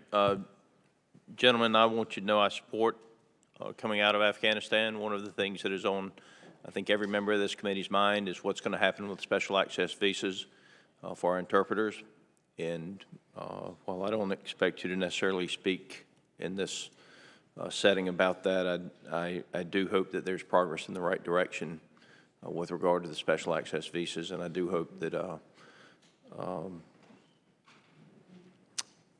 it's just got to be done. And one other thing that I would mention is with regard to our troops, I do think that we should look at making internet service similar to water on basis for our troops. Just make internet service basic utility. It does not sound like that big of a deal, but if we're able to save our troops $50 or $60 or $70 a month, whatever they're having to pay for that internet access, it makes a big difference to, especially to our younger enlisted corps. One other comment would be, after spending time with some of your ODA teams in Africa, this is not a DOD mission, but I do think it is would be a State Department mission, or perhaps another State Department's mission, the French State Department potentially. But when we bring these troops in and we have them for 24 months and they come in with an 8th grade education, I do not think they should leave with an 8th grade education. I think that while we're training them to fight, when we've got them 7 days a week, 24 hours a day, we need to have somebody trying to educate those troops so that we haven't simply trained them to fight and released them back on the street. And potentially turn it into the foes of the future, if you will. Those are just a couple of things I wanted to mention before I hit on a specific weapon system. And Secretary Austin, General Brown, and I have met at Robins Air Force Base. I know that you have called for the President has asked for the drawdown of 4 of the JSTOR aircraft from the 116th. I support this retirement, given the commitment to Robins Air Force Base and the ABMS mission. I do have concerns about the ground moving target indication capability, and are you convinced that the Air Force can provide the GMTI capabilities with the existing fleet? I am convinced that the Air Force continues to upgrade and modernize its fleet of sensors to ensure that we have the capabilities that we'll need going forward. And I'm also, sir, very encouraged that to know that General Brown has worked with you in terms of what the future is for that base and other capabilities in the fleet there. So. Well, I would like to invite both of you to Robbins Air Force Base to review the ABMS mission and the good work that's going on down there. A lot of good things are happening. General Milley, I mean, we've all talked about China a little bit. This spring, the Southcom Commander, Admiral Fowler, told our committee that our interagency partners in the United States pointed out that Chinese money laundering is the #1 underwriting source for transnational criminal organizations. This is in obviously Central and South America. Our AFRICOM Commander, General Townsend, testified that illegal, unreported, and unregulated fishing by the Chinese Communist Party is the primary contributor to a growing food crisis that will further drive instability in West Africa. So my question is, how do we counter this ongoing malign activity from China around the world?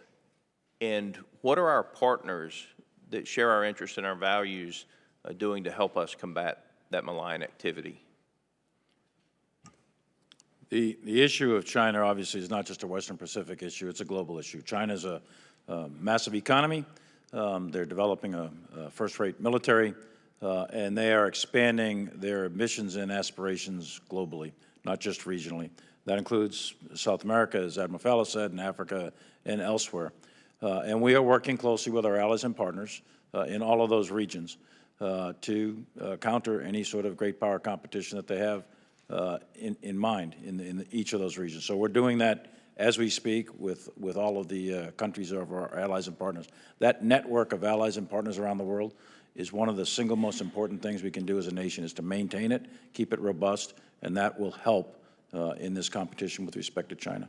Gentlemen, thank you for your time and your service. I'm extremely concerned that China is becoming much more aggressive, not just with regard to the military buildup, time has expired. The treatment of the other people of the country.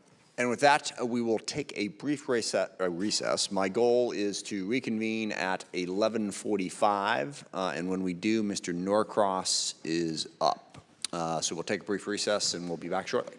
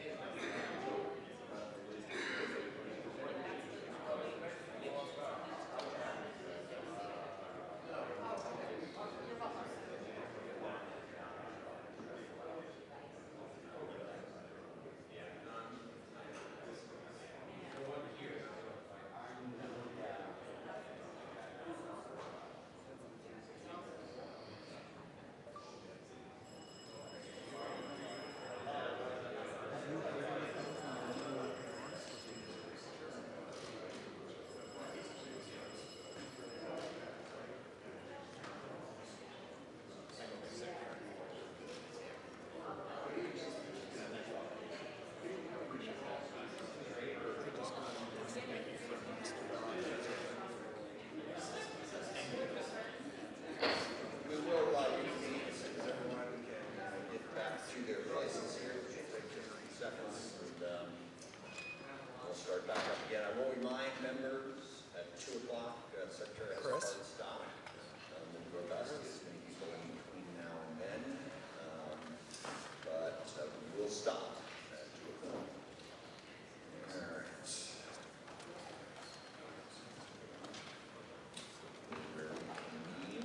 With that, I will get someone to shut that door. Then we'll call on Mr. Norcross. Mr. Norcross, you're recognized for 5 minutes. Thank you, Chairman, and to Secretary Austin, Darren Milley, thank you for your service. Very much appreciate you coming by today. A number of issues that have been illuminated over the past year, particularly with the pandemic, is our industrial base. Certainly to all those who continue to work during the pandemic, incredibly helpful for us and our country to continue to move. But one thing it has done is really illuminate some of the problems that we're having with our industrial base and the supply chain.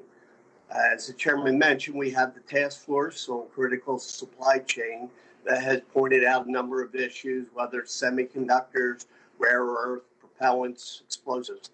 But one of the things that was somewhat of a surprise to the committee was the workforce. And that goes hand in glove with the industrial base. What is the department doing or plan on doing for these supply chains to get more visibility so we don't get caught shorthanded on some of the surprises that were put upon us during the pandemic? Well, thank you, sir. And let me say up front that I absolutely agree with you that, making sure that we have sound and protected supply chains is critical. Supply chain vulnerability winds up being a national security vulnerability. I certainly appreciate the President's leadership in this as he has emphasized this over and over again. In this budget, you'll see that we're investing $341 million to partner with U.S. companies to make sure that we're doing our part to boost defense industrial base activity and onshore some of the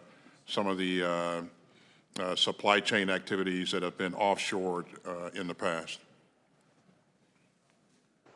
Well, thank you for that, because obviously we have trusted partners that we care very much about, but I think we can move from the 55% where we are incrementally and predictably so that that supply chain becomes more secure.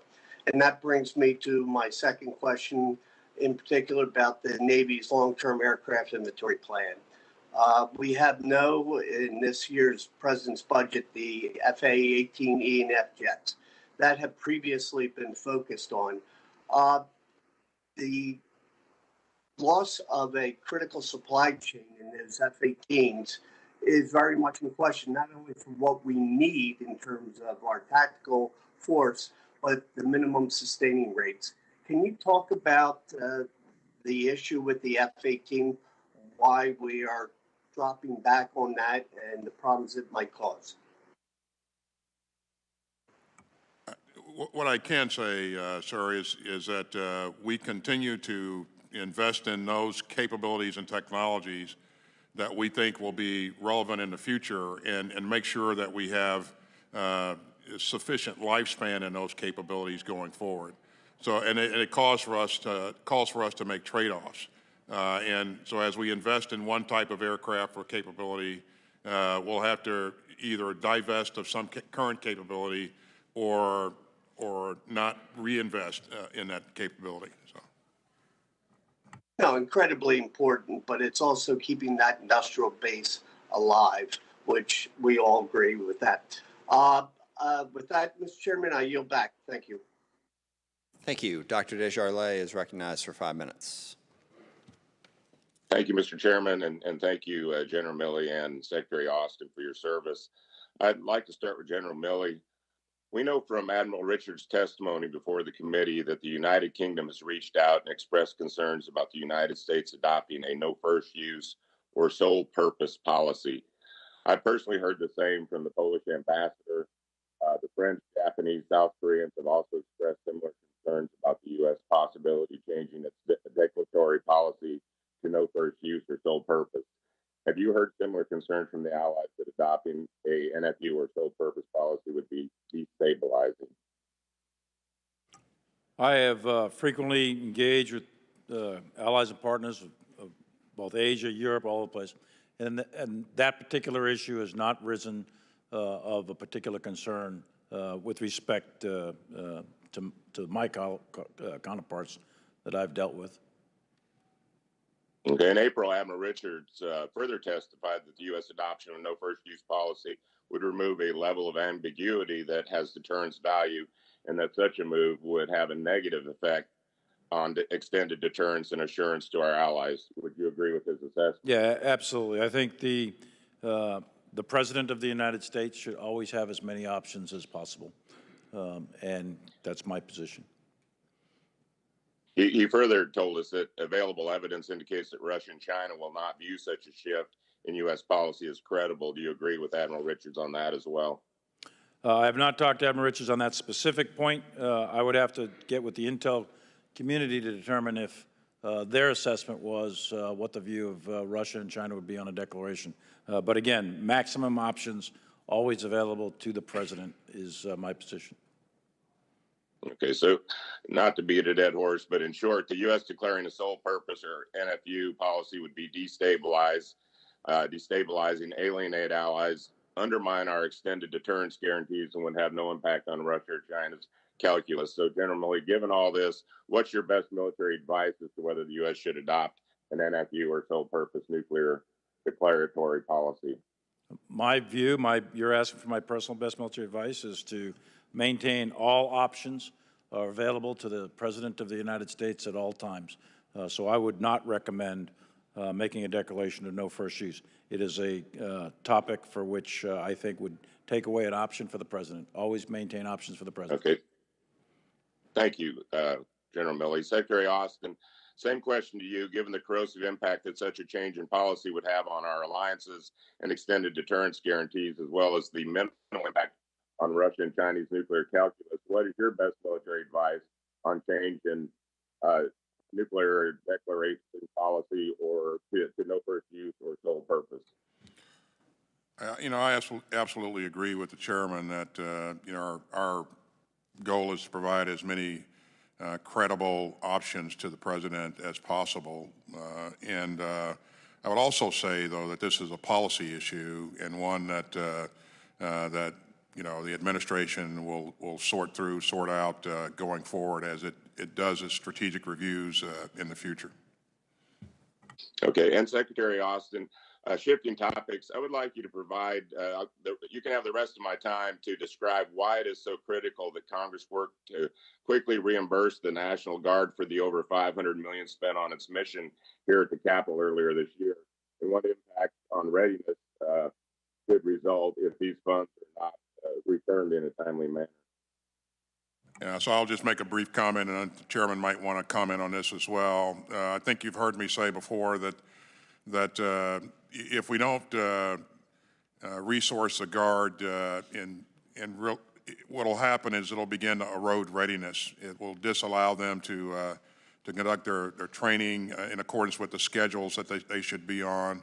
And so this is very, very important to us, and I would encourage you and ask for your help in providing those resources. And I would add to that, Congressman, I would ditto what the Secretary just said.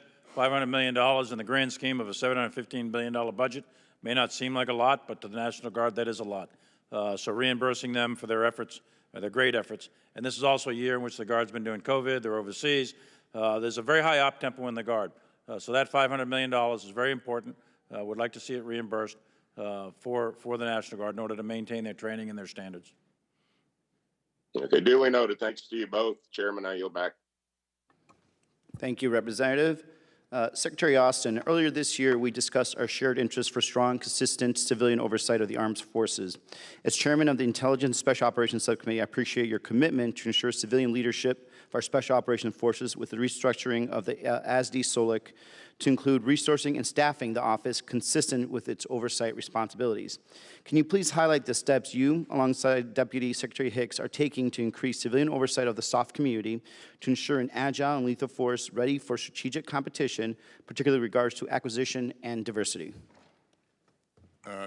Thank you. You may have heard me say earlier that there's a direct reporting chain now to linked to me, and you know, that secretary will sit in on all of my key leader meetings, report to me routinely on the ongoing efforts in the department, and we'll be cited on those service-like requirements and needs for the special operations community. Thank you, Secretary. More than 18 months ago, 9 combatant commanders articulated an immediate need for intelligence community to help combat the provocative actions of China and Russia in the public domain. The Director of National Intelligence is establishing a malign foreign influence response center that will lead coordination and integration of intelligence related to foreign malign influence. What changes are you directing within the department to help address this urgent requirement? Well, we've had, the Chairman and I have had, first of all, I do believe that it is an important issue. All of the combatant commanders have identified a need for resourcing to address this issue. You know, as we've talked with the combatant commanders, we want to make sure that we're synchronized in our efforts and that we're putting the resources in the right place. So this is a thing that we're getting our arms around a little bit better, but I would say up front that we will resource the combatant commanders based upon their requests, but we want to make sure that we're using those dollars to get best value, and I'm confident that we'll be able to. Thank you, Secretary. For over 20 years, the SOF community has been focused on anti-terrorism operations in permissive environments, but the growing threat posed by China and Russia underscore the need to pivot our focus to the great power competition. Can you expand on how this budget proposal addresses the need to refocus special operations to combat near-peer adversaries? Well, I think, you know, you've seen Special Operations Forces first of all, they have incredible capability across the spectrum of activity. Whereas we've been focused on transnational terrorism to a greater extent in the past, they, you know, over the last several years have begun to lean into great power competition, develop capabilities and resources that will be a bit more relevant to that near-peer competition. As you look at what we've invested in, you know, throughout the budget here in terms of the major items, you know, research, development, and technology, you know, long-range fires, lethal air force, that sort of stuff, all of that really kind of contributes to the overall effort there. And the Special Operations Forces is a part of that, obviously, but we're setting the stage to make sure that not only the special ops, but every other element on the battlefield can be effective. And again, we're emphasizing that this is competition across all domains and not just land, air, and sea. Could I just add something, Congressman Gallegos, if I could? Go ahead, General. Training is the key here. SOCOM's reorienting the training of the special operations community for higher-end fight against China and all of the core fundamental tasks of unconventional war, strategic reconnaissance, and the entire list of core tasks. And it's really got to do with training and getting them aligned with the various war plans against the pacing threat of China. Thank you. General, remaining time we have, last year, Congress appropriated $169 million to the Baltic Security Initiative to increase military aid and cooperation with the Baltics. Do you have an update on how the department is spending this money? General Milley or Secretary Austin? Yeah, with respect to the Baltics, yep. We are doing exercises. We are doing, back to Special Operations Forces, there's a lot of Special Operations things going on in there. There's train, advise, assist with them, and we are, as part of the European Defense Initiative, part of that is exercising in the Baltics. So under the purview of EUCOM, all of that is happening, so that's where that money is going. And the President just recently met with the 3 key senior leaders of the Baltics there in Brussels in the margins of the summit, a NATO summit there. So. Thank you, Secretary. Thank you, General. And I now recognize Ranking Member to the ISO Subcommittee, Representative Kelly. Thank you, Chairman. First of all, I want to kind of double tap what I think Mr. Desjardins said, Dr. Desjardins. It's important that we get those dollars back to the Guard and Reserve so that they don't miss drills. You know, we have our 155 BCT out of Mississippi that has done COVID response. We put shots in arms. We've been the logistical backbone for our entire state. They're at NTC in a rotation right now, and then those guys and girls are going to come back, and we're going to tell them in August or September, we can't pay you for drill, so stay home, and we're going to lose that readiness that we've been building. So please help us get those dollars back to the Guard and Reserve. You have my commitment that we will advocate when and wherever possible. And just to dovetail on what you just said there, I am absolutely proud of what our Guard has done over the last year especially. And they have been a significant factor in our ability to begin to bend the curve with respect to COVID. And now we're entering the firefighting season and the hurricane season. Absolutely. And so they will continue to be busy. Thank you, Mr. Secretary. Now I want to talk a little bit about TRICARE, and having been through this process myself, we have Guard and Reserve, which don't have TRICARE except when they're deployed or there's a cost associated with it, which is greater. You have certain members, federal technicians, which are not allowed to get TRICARE. It is very difficult going on and off of deployments, especially as much as we're being used, and not having continuity of health care. You agree that the primary readiness issue for Guard and Reserve is having health issues, whether it's teeth issues, dental, or other. What are we doing in the DOD to make sure that we have continuity of health care for our Guard and Reserve, whether traditional or full-time? The health, welfare, and safety of our force is of utmost importance to me, and I thank you for the question. And I would welcome any initiative that enables us to provide better health care, more efficient health care to all the components of our service.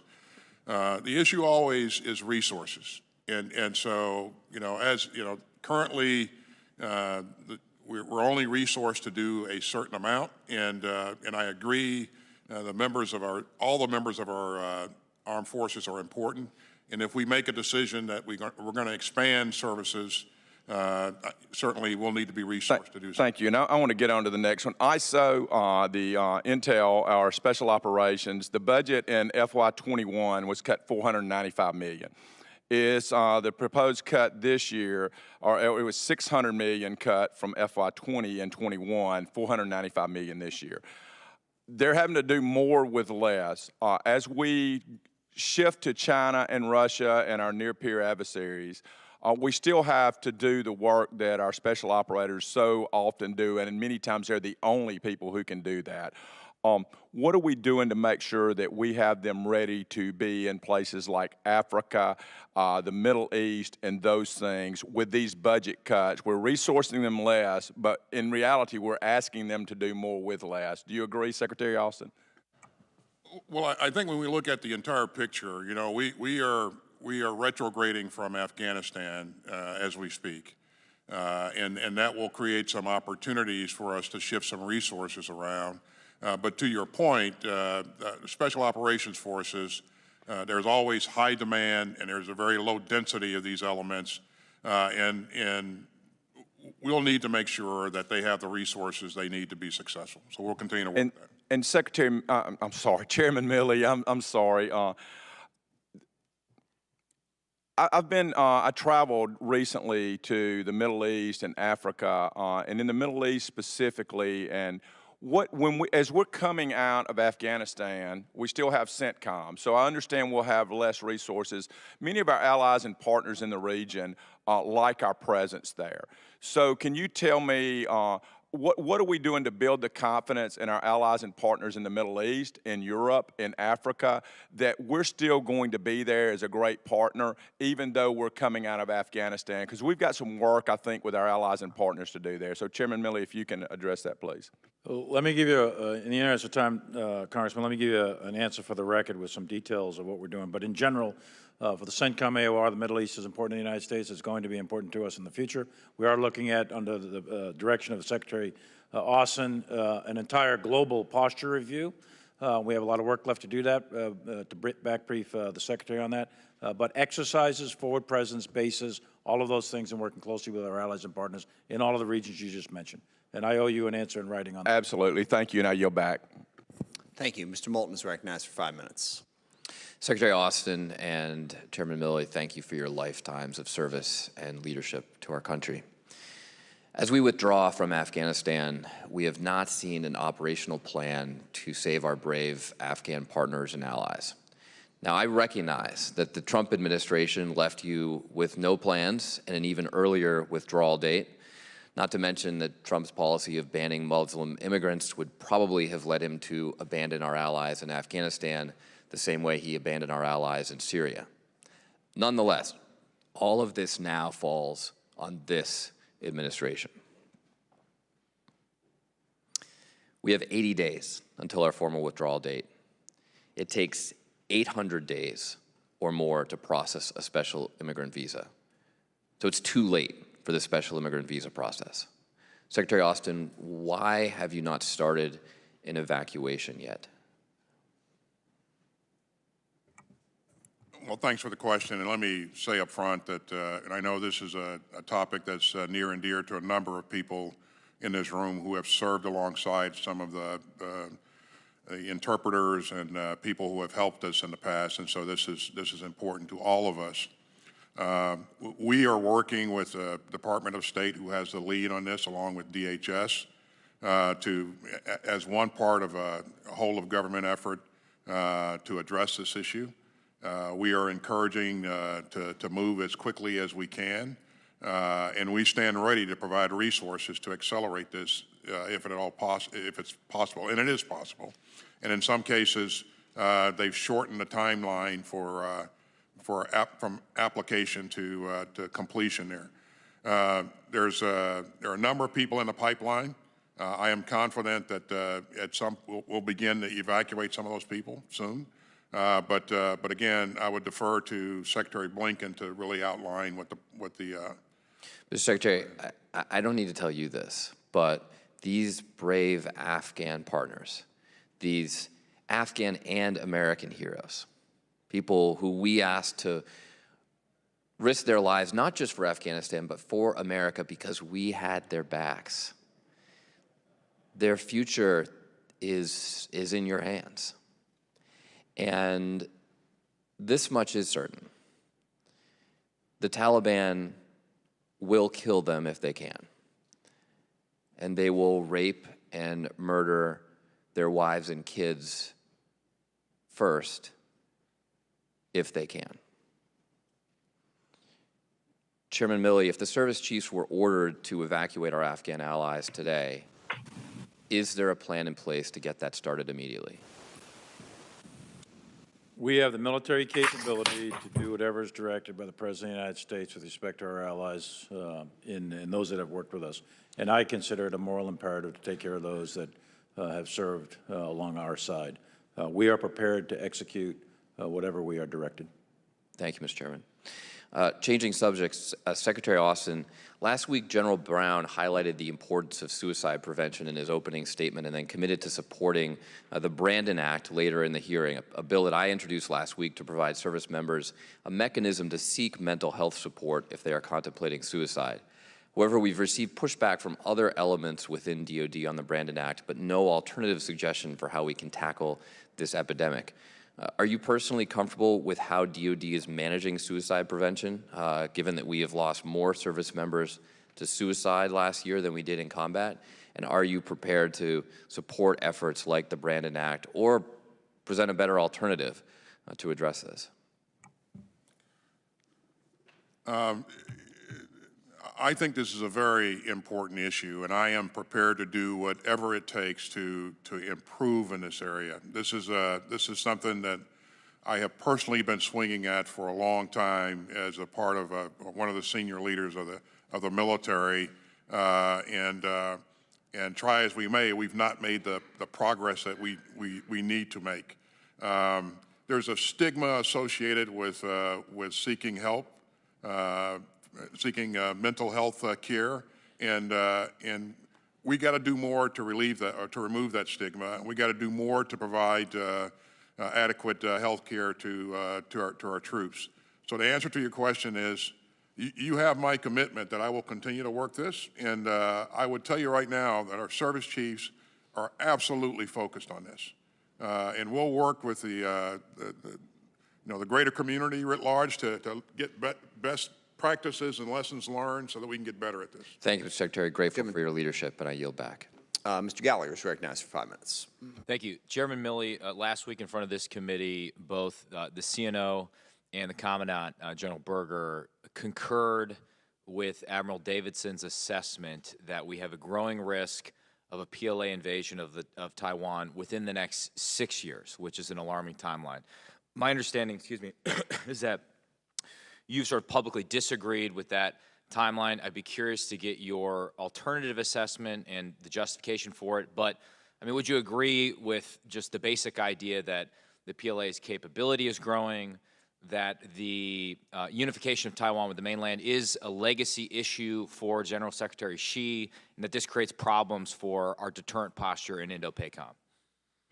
Yeah, so what Davidson and Aquilino and others have said is that Chinese capability to invade and seize the island of Taiwan is being accelerated to 2027, 6 years from now. I don't dismiss that at all. What I said was near term. In my definition, that's 1 to 2 years. I don't see China. They could make decisions, whatever they want to do, but I don't see it happening right out of the blue. There's no reason for it, and the cost to China far exceeds the benefit. And President Xi and his military would do the calculation, and they know that an invasion, in order to seize an island that big with that many people and the defensive capabilities that Taiwanese have, would be extraordinarily complicated and costly. And at this point in time, near term, next 12, 24 months, I'm not seeing the indicators and warnings yet. Could it happen 6 years from now, 8 years from now, 10 years, 20? Sure, a lot of things can happen. The Chinese are clearly building capability. There's no question about that. They've been doing it for quite a while, and we're monitoring it very closely. And that gets back to this budget. We need to continue to get this budget through, get it done on time in order for us to keep pace with the Chinese and stay ahead of them. We want overmatch in order to deter a great power war and stay at great power competition. Recognizing there are limitations to the format we're in right now, just given your position and the time you spent interacting with your counterparts in the region, is your and understanding that that to some extent the intentions of Xi himself and the party in general are unknowable, and a lot of things could change in the environment. What is your basic sense of the priority that the CCP and the PLA put on Taiwan, and to what extent, as I said before, it's bound up in Xi's personal legacy? I think both are true. I think the issue of Taiwan and the unification of Taiwan with mainland China, I think that is a core, I said it before in previous testimony, CORE, a core national security interest of China. And it's also a core national security interest of the United States to ensure that whatever happens with respect to Taiwan happens peacefully, and we don't have a general conflict in the region or globally. So we support, with the Taiwan Relations Act, et cetera, for a peaceful resolution of the issue between Taiwan and China. And I completely agree with the sentiment you just expressed about, and I think it's a shared goal on this committee of deterring such a conflict as one of our core priorities, because it would be messy indeed. Which is why earlier this year, Indo-PACOM submitted to Congress a detailed request for exercise funds, training ranges, military construction, munitions, defensive Guam systems. But the Pacific Deterrence Initiative, as requested by the department in this budget, consisted of non-Indo-PACOM specific list of procurement items, including a destroyer, some jet fighters, a logistics ship.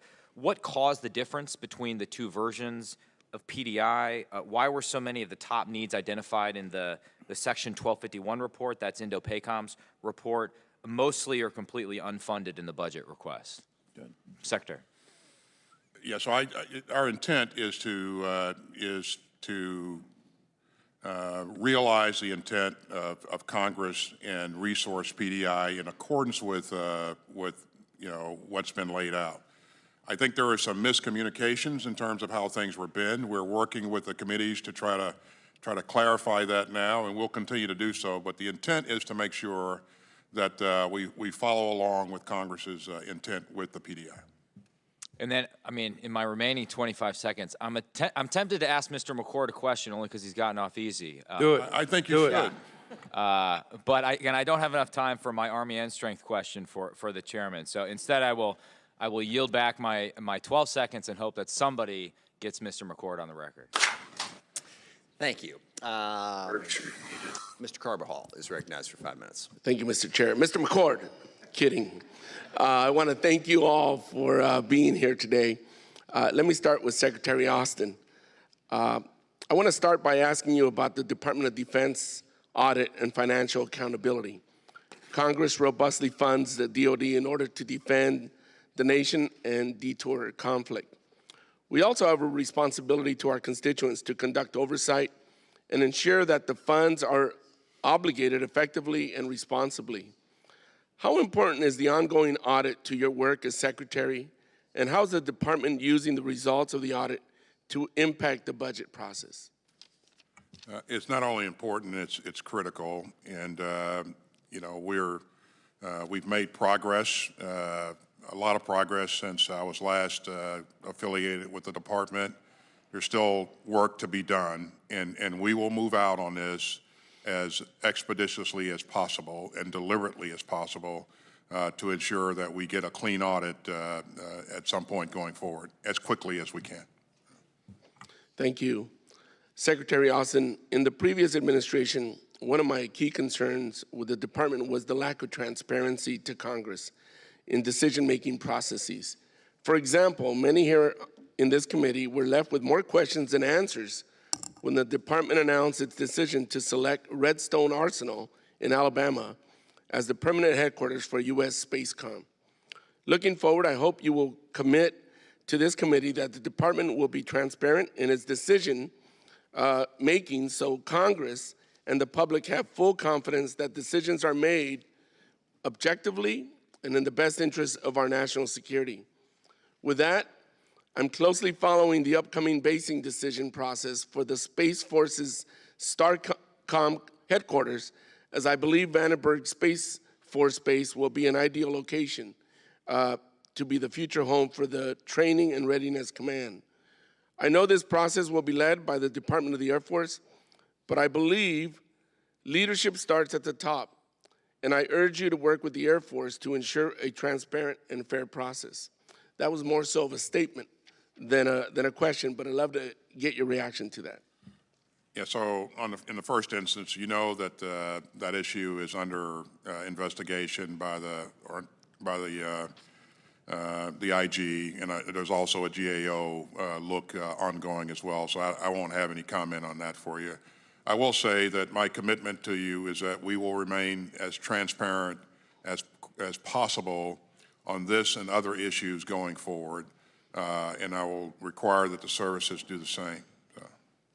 Thank you, and just to conclude on that point, it was pretty much a bipartisan sentiment about the transparency and the need for more information about that. So I'm glad the investigation is ensuing.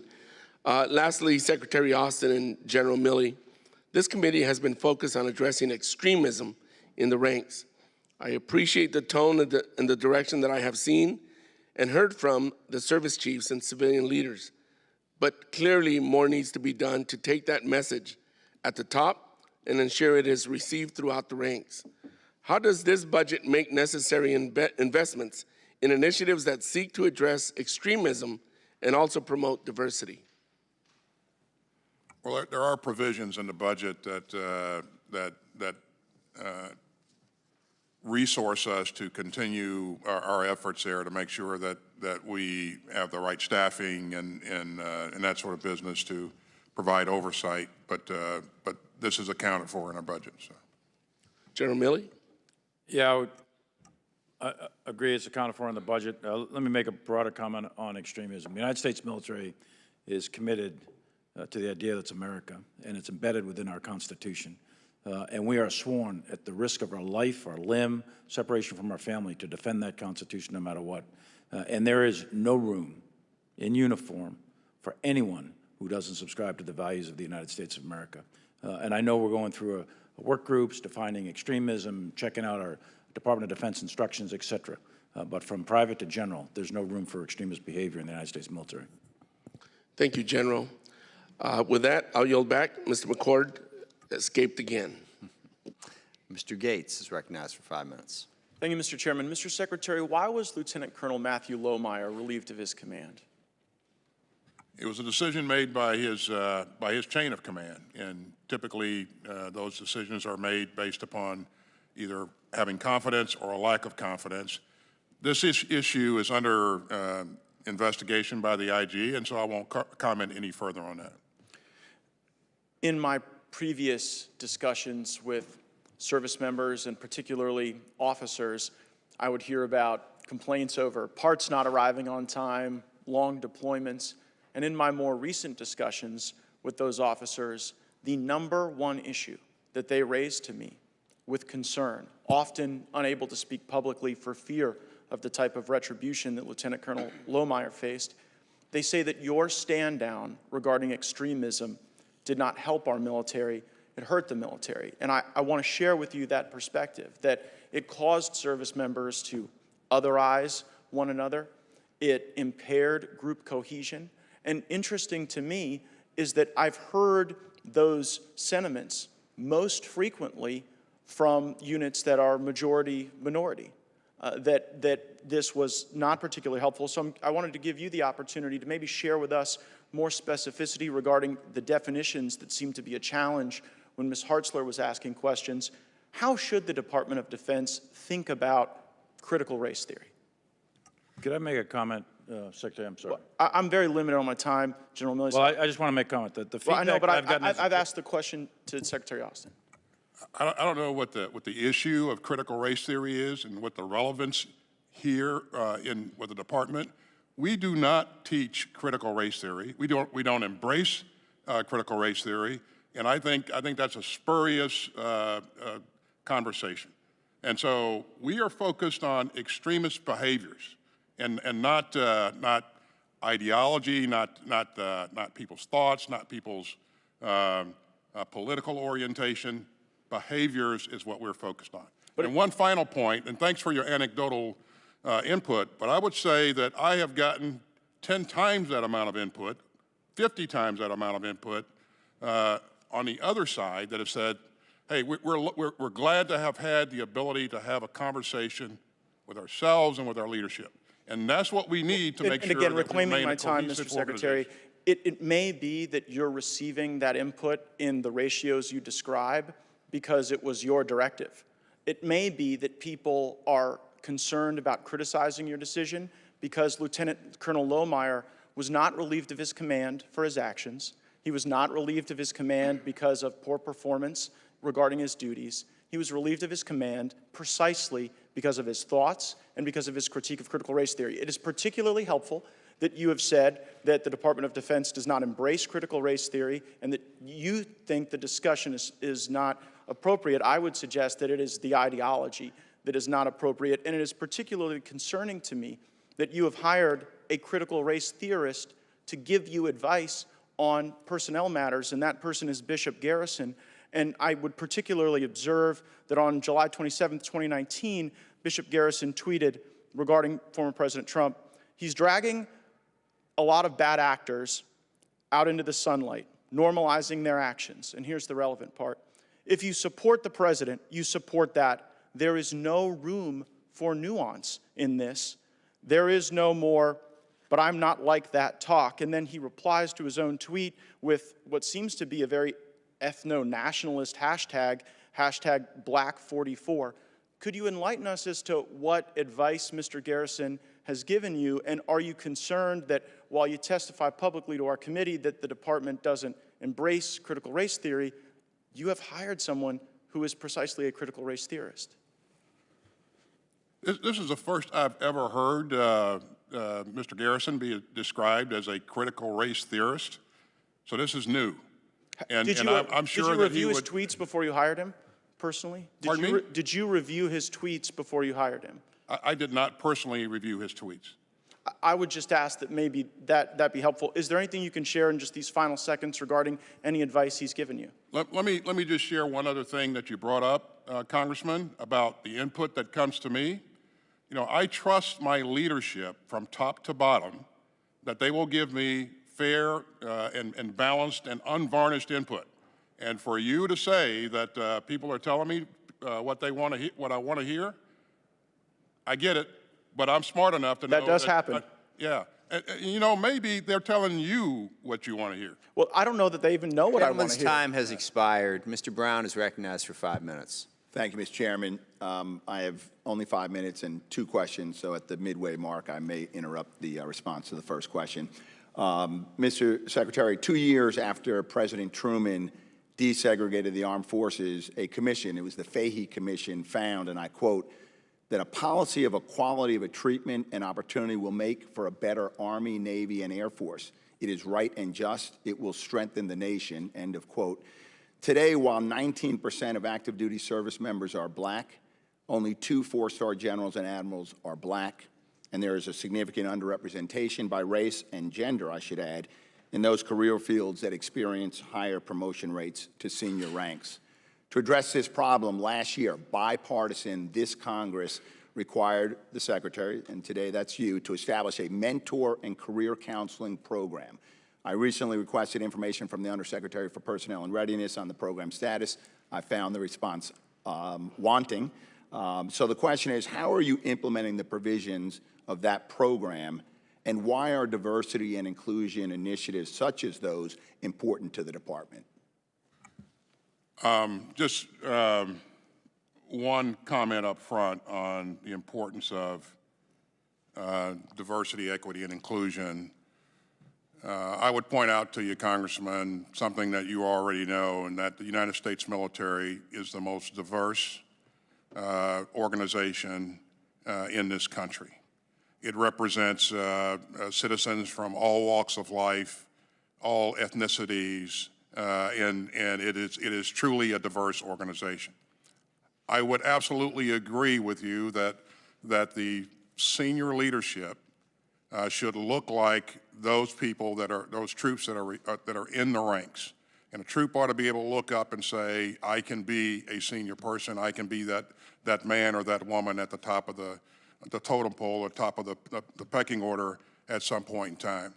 It has provided some of the best opportunities for our young citizens of any organization in America. In terms of mentorship, your specific question, I absolutely believe in the power of mentorship and embrace that. And we need to do better. And you have my commitment that we will do better. And so we stand ready to work with you and answer any additional questions that you have. Well, I appreciate that, Mr. Secretary, so we'll follow up. But I do want to get to the second question. The Fahey Commission talked about treatment, not just opportunities. So I'm very concerned about the disparate racial treatment that minority service members are experiencing under the Uniform Code of Military Justice. A May 2019 GAO study that this Congress directed found that black service members across all services more than 1.5 times likely to be tried by court-martial for the same conduct as white service members. It's clear there is a general failure on the part of commanders in exercising their broad discretion to refer cases to court-martial. My questions are, why are the commanders woefully failing our black service members who enlist at higher rates than any other demographic group in our country? And how do we fix the system so that there is truly equal justice under the Uniform Code of Military Justice, which does not exist today? That's my question. Thank you. Well, Congressman, thanks for flagging a question there. This is an important issue, and I think one that requires more and detailed study. I would just say that the point that I made earlier in terms of making sure that we have the right representation in senior ranks is very, very important and contributes to making this issue better or improving this issue. And I'm going to follow up and sort of make a comment and pick up on that point. There is a correlation I believe, between the lack of diversity in senior leadership in command positions and the disproportionately high rate of court-martial of black and brown service members. Racial bias exists not only in the criminal justice system, as we've experienced and seen for decades and brought to greater public attention after the murder of George Floyd, but that same racial bias exists in the military justice system. So these are two related questions. We need to focus on diversity, but we need to immediately get after the disparate treatment under the UCMJ. That we can fix now. That we can fix now. Thank you, Mr. Chairman. I yield back. Thank you. Mr. Bacon is recognized for 5 minutes. Thank you, Chairman, and I appreciate our Chairman and our Secretary. I appreciate your leadership, and I appreciate the journey that you've taken to get here. And also, Mr. McCord, thanks for being here. I do got a couple of comments for the record, just criticisms of the administration, and then I want to talk about the Air Force budget. But first, I'll just talk about China being a pacing threat, a rising superpower, a Navy's matching ours in an imminent time frame. But then you look at the actual budget. After inflation, it's a reduction. Our words do not match our actions here, and I think China sees it. I think the world sees it. I would have at least expected a budget that was even with inflation, but yet we're seeing a reduction. Secondly, I personally oppose taking the prosecution authority away from the commander. I was a 5-time commander myself in the Air Force. I think the change will now create 2 chains of command at the unit level, undermines the principle that we cherish, which is unity of command. And I think this is going to open up frictions and tensions within the unit and who's actually in charge. A third point of criticism is we've had several months now where the administration should have come up with an evacuation plan for our interpreters. We have 18,000 roughly, and there is no concrete plan that I know of. It's unconscionable. We've had time to work through this. Talking about it's not a plan. And so I know this falls in the Secretary of State or the State Department, so it's a criticism toward the administration versus you two. But our country owes better to these 18,000. In my view, they will be targeted. So my real first question, though, gets to the Air Force budget. I think it's important that our defense budgets are accurate and transparent, but that's not really the case with the Air Force budget. The Air Force budget submitted by the administration is $212 billion, but $39 billion of it, or 18%, doesn't actually go to the Air Force. It gets passed through to other organizations. When you factor it in, the Air Force budget is really only $173 billion, and the other services have about a 1% pass-through, by the way, versus 18% for the Air Force. I just think it's misleading. Most people in Congress and most people, our citizens, think it's about a third for the services. So last NDAA, we tasked the department to come up with a better way. Could you give us an update on your thinking on this and what we can do? Thank you, Mr. Secretary. Yeah, I'll take this for the record because we do owe you an answer in terms of the progress that we've made or how we've approached this. But I just want to say that I would absolutely agree with you that while we can't be fully transparent on some of these issues, we need to make sure that the Air Force budget is represented in the appropriate way. Thank you. I appreciate your sentiments there. My second question is with the electronic magnetic spectrum operations. In the 19 NDAA, we directed the department to update its strategy here and provide a detailed implementation plan. So in 2020, the department did come out with a strategy, but we've not yet seen an implementation plan. Could you give us an update on where we're at with that? You may have heard me say before, Congressman, that our Vice Chairman is leading the effort along with the Deputy Secretary to make sure that we lay out an implementation plan and that we supervise the implementation of the plan. This is very important. It becomes increasingly important as we look towards competition with a great power. We can expect much more contested airspace and much greater pressure on the electromagnetic spectrum. We saw, and you know this because you've been there, we experienced some significant issues early on in Iraq and Afghanistan trying to manage that spectrum and make sure that each service had the capabilities they need. it'll be increasingly difficult going forward. But the Vice Chairman is honcho in that. And I think the Vice Chairman's doing a great job, and I applaud the effort. I do hope, though, in the end, we have somebody at the 1-star or 2-star level that owns this in the future, because as you know, at the 4-star level, they're doing 100 different things. So I just put that in for your consideration. Finally, to the Chairman, I only got about 30 seconds left. What are some tangible things we can do to strengthen deterrence for Taiwan? Like what kind of weapons can we sell them or provide them? Thank you. Again, I'll take that one for the record, but briefly, you're talking about air power, counter air power, so that they can have some dominance or air superiority over their own airspace. Ballistic missile defense would be key. And then their abilities to defend on the ground and conduct combined arms maneuver against an invading force. Those would be things that would be in Taiwan's interest. I'll give you a more complete answer. Apologize. Thank you. Gentleman's time has expired. Mr. Keating is recognized for 5 minutes. Thank you, Mr. Chairman. As someone who was a district attorney for over a decade before I came to Congress, I realized the challenges and complexities of sexual assault cases firsthand. And in fact, I had separate units on the civil side, separate units within my office specializing in prosecution of sexual assaults and with special units for sexual assault on victims' witness advocacy. So I was really pleased to hear the news that you shared this morning with us regarding what's coming forth from the Commission in terms of removing these cases from the military chain of command.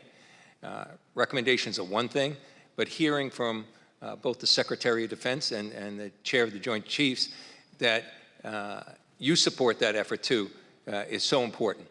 So a couple of quick questions in that regard. Number one, what do you mean by removing it from the military chain of command? Number two, General Milley mentioned too, changes in the domestic violence areas, the way they're going to be reviewed. I had a separate unit for that too. So could you tell us what's in store for us on those very important things that were a priority of myself and this committee?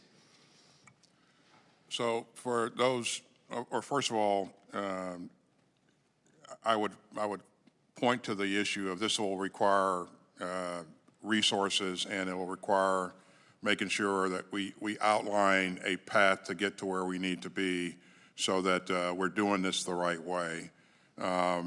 We are focused on sexual assault, sexual harassment, and related crimes, and you mentioned domestic violence and a couple of other things that are directly related to that. But we would set up a special victims prosecutor, special prosecutor to assess and refer these cases forward. And so the cases would be referred and prosecuted outside of the chain of command. Yeah, Mr. Secretary, would they be investigated outside as well with the civil investigator working with that prosecutor?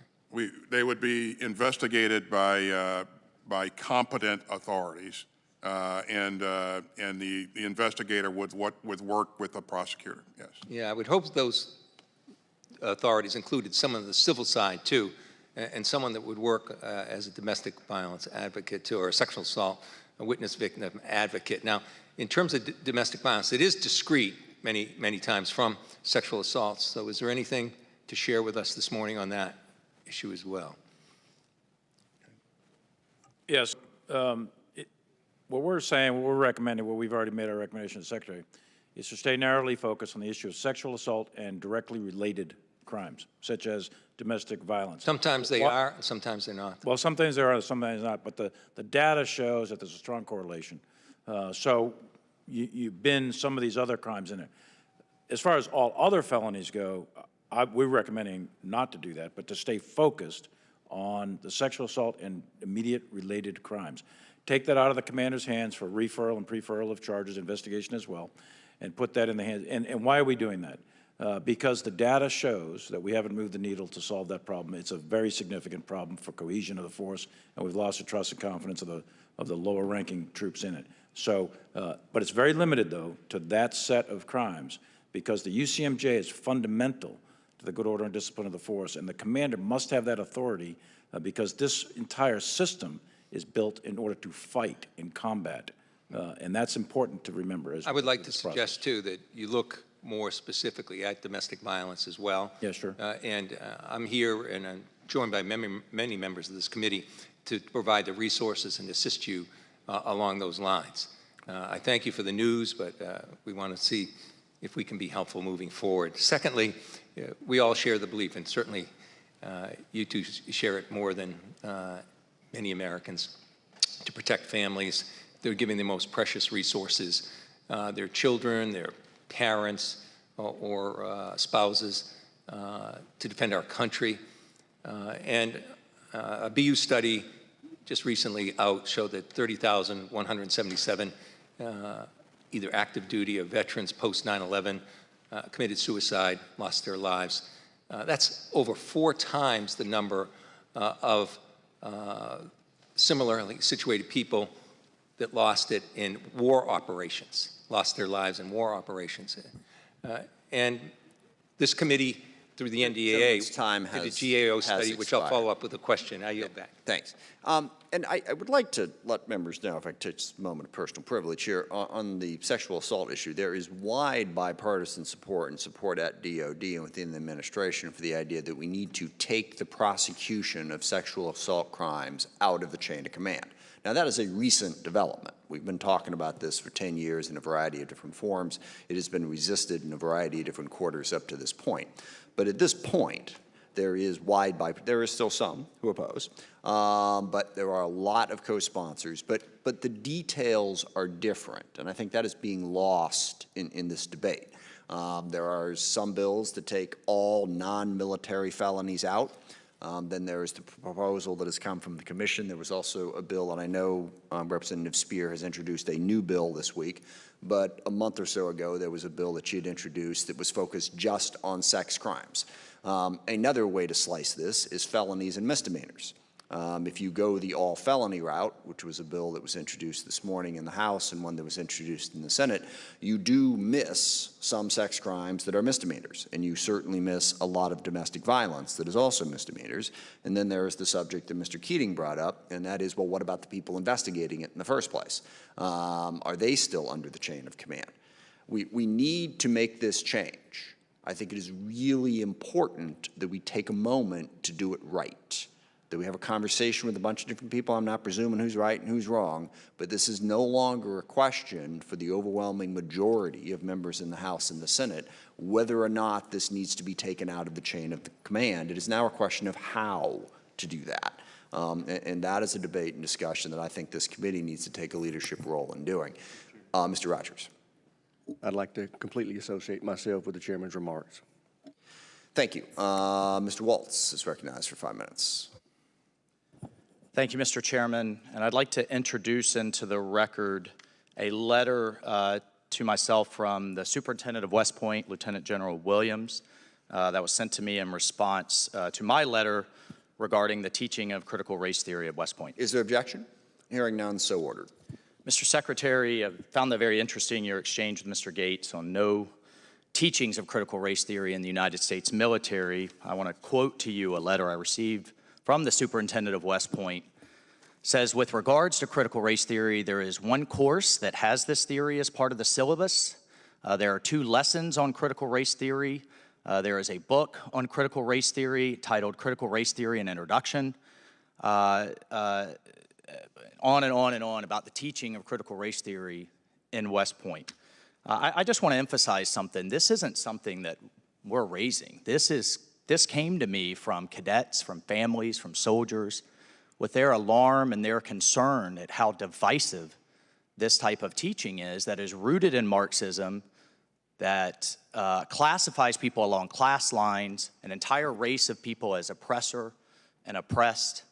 I cannot think of anything more divisive and more destructive to unit morale. I want to be very clear. The military needs to be open to all Americans. Absolutely. That is the strength of the United States military. But once we're in, we bleed green and our skin color is camouflage. We're worried about that American flag on our shoulder. That's the only thing our enemies are worried about. I think we can agree there. But the other thing that they raised to me was a seminar that over 100 cadets attended titled Understanding Whiteness and White Rage, taught by a woman who described the Republican Party platform as a platform of white supremacy. This is going on at West Point as we speak to our future military leaders. And sir, I would encourage you, I would demand that you get to the bottom of what is going on in the force, and further, for what it means for civilian oversight of the military when our future military leaders are being taught that the Constitution and the fundamental civilian institutions of this country are endemically racist, misogynist, and colonialist, and therefore it is their duty to resist them. What does that mean for a future cadet who one day will be sitting where you are?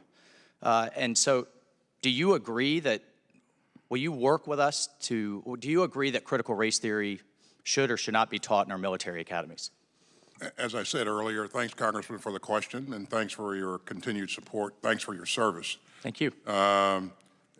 This is not something that that United States military is embracing and pushing and causing people to subscribe to.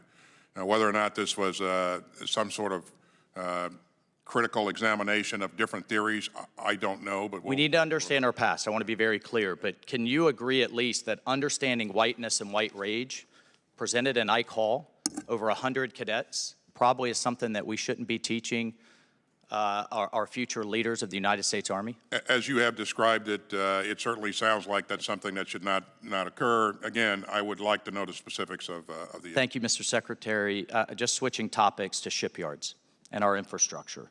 Our shipyards are old, they're small, they can't handle the fleet of today, much less the fleet of tomorrow. We currently have 4 public and less than 20 commercial. The Chinese are approaching 1,000 shipyards.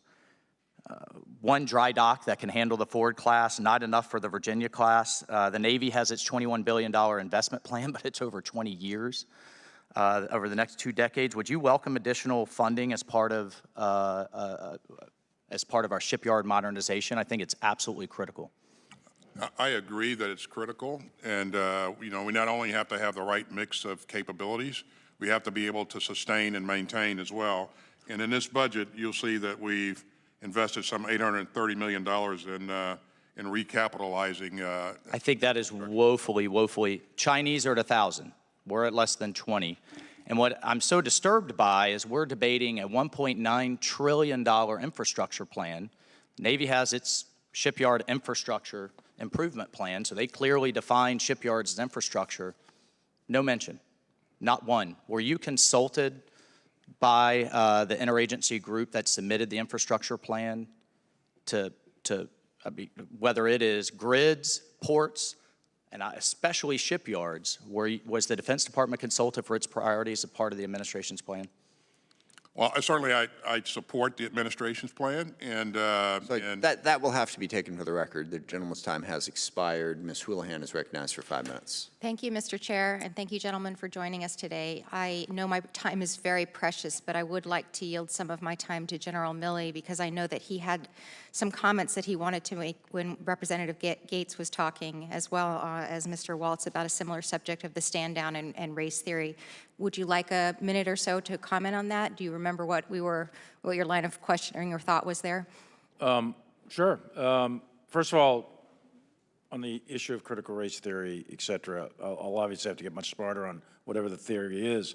But I do think it's important, actually, for those of us in uniform to be open-minded and be widely read. And the United States Military Academy is a university. And it is important that we train and we understand, and I want to understand white rage, and I'm white, and I want to understand it. So what is it that caused thousands of people to assault this building and try to overturn the Constitution of the United States of America? What caused that? I want to find that out. I want to maintain an open mind here, and I do want to analyze it. It's important that we understand that because our soldiers, sailors, airmen, Marines, and Guardians, they come from the American people. So it is important that the leaders, now and in the future, do understand it. I've read Mao Zedong. I've read Karl Marx. I've read Lenin. That doesn't make me a communist. So what is wrong with understanding, having some situational understanding about the country for which we are here to defend? And I personally find it offensive that we are accusing the United States military, our general officers, our commissioned, non-commissioned officers, of being, quote, woke or something else because we're studying some theories that are out there. That was started at Harvard Law School years ago, and it proposed that there were laws in the United States, antebellum laws prior to the Civil War, that led to a power differential with African Americans that were 3/4 of a human being when this country was formed. And then we had a Civil War and Emancipation Proclamation to change it. And we brought it up to the Civil Rights Act in 1964. It took another 100 years to change that. So look, I do want to know. And I respect your service, and you and I are both Green Berets. But I want to know. And it matters to our military and the discipline and cohesion of this military. And I thank you for the opportunity to make a comment on that. Thank you, General. Changing the subject right now to our people, which I think is really important. You mentioned that people are our #1 priority. In May of this year, I introduced the Military Moms Matter Act, which among other initiatives would propose extending paid family leave to 12 weeks for service members, which would be in line with the NDAA 2020 proposal for all federal employees, and that became law last year. One of the big topics of debate in this bill is for primary versus secondary caregivers. As the policy is currently written, a secondary caregiver is able to use very little leave.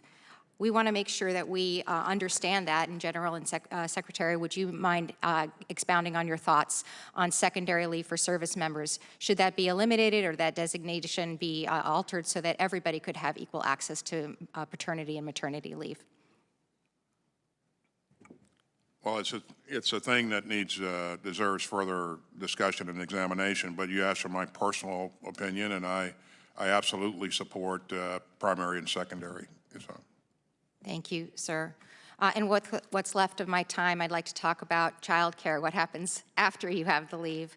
I'm grateful to see that $168 million increase was included in the budget for family issues, including child care, including in-home child care.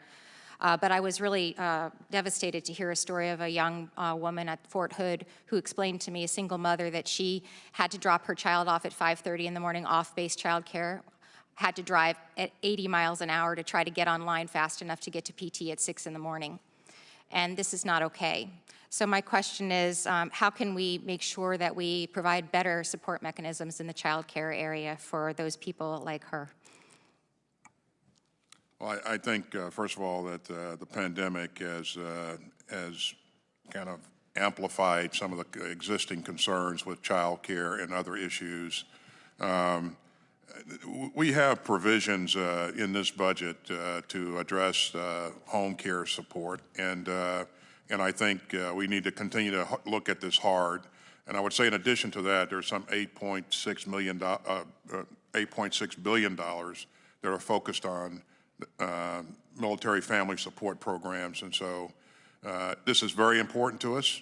We'll continue to work it, but I could not agree more with you on the importance of this issue.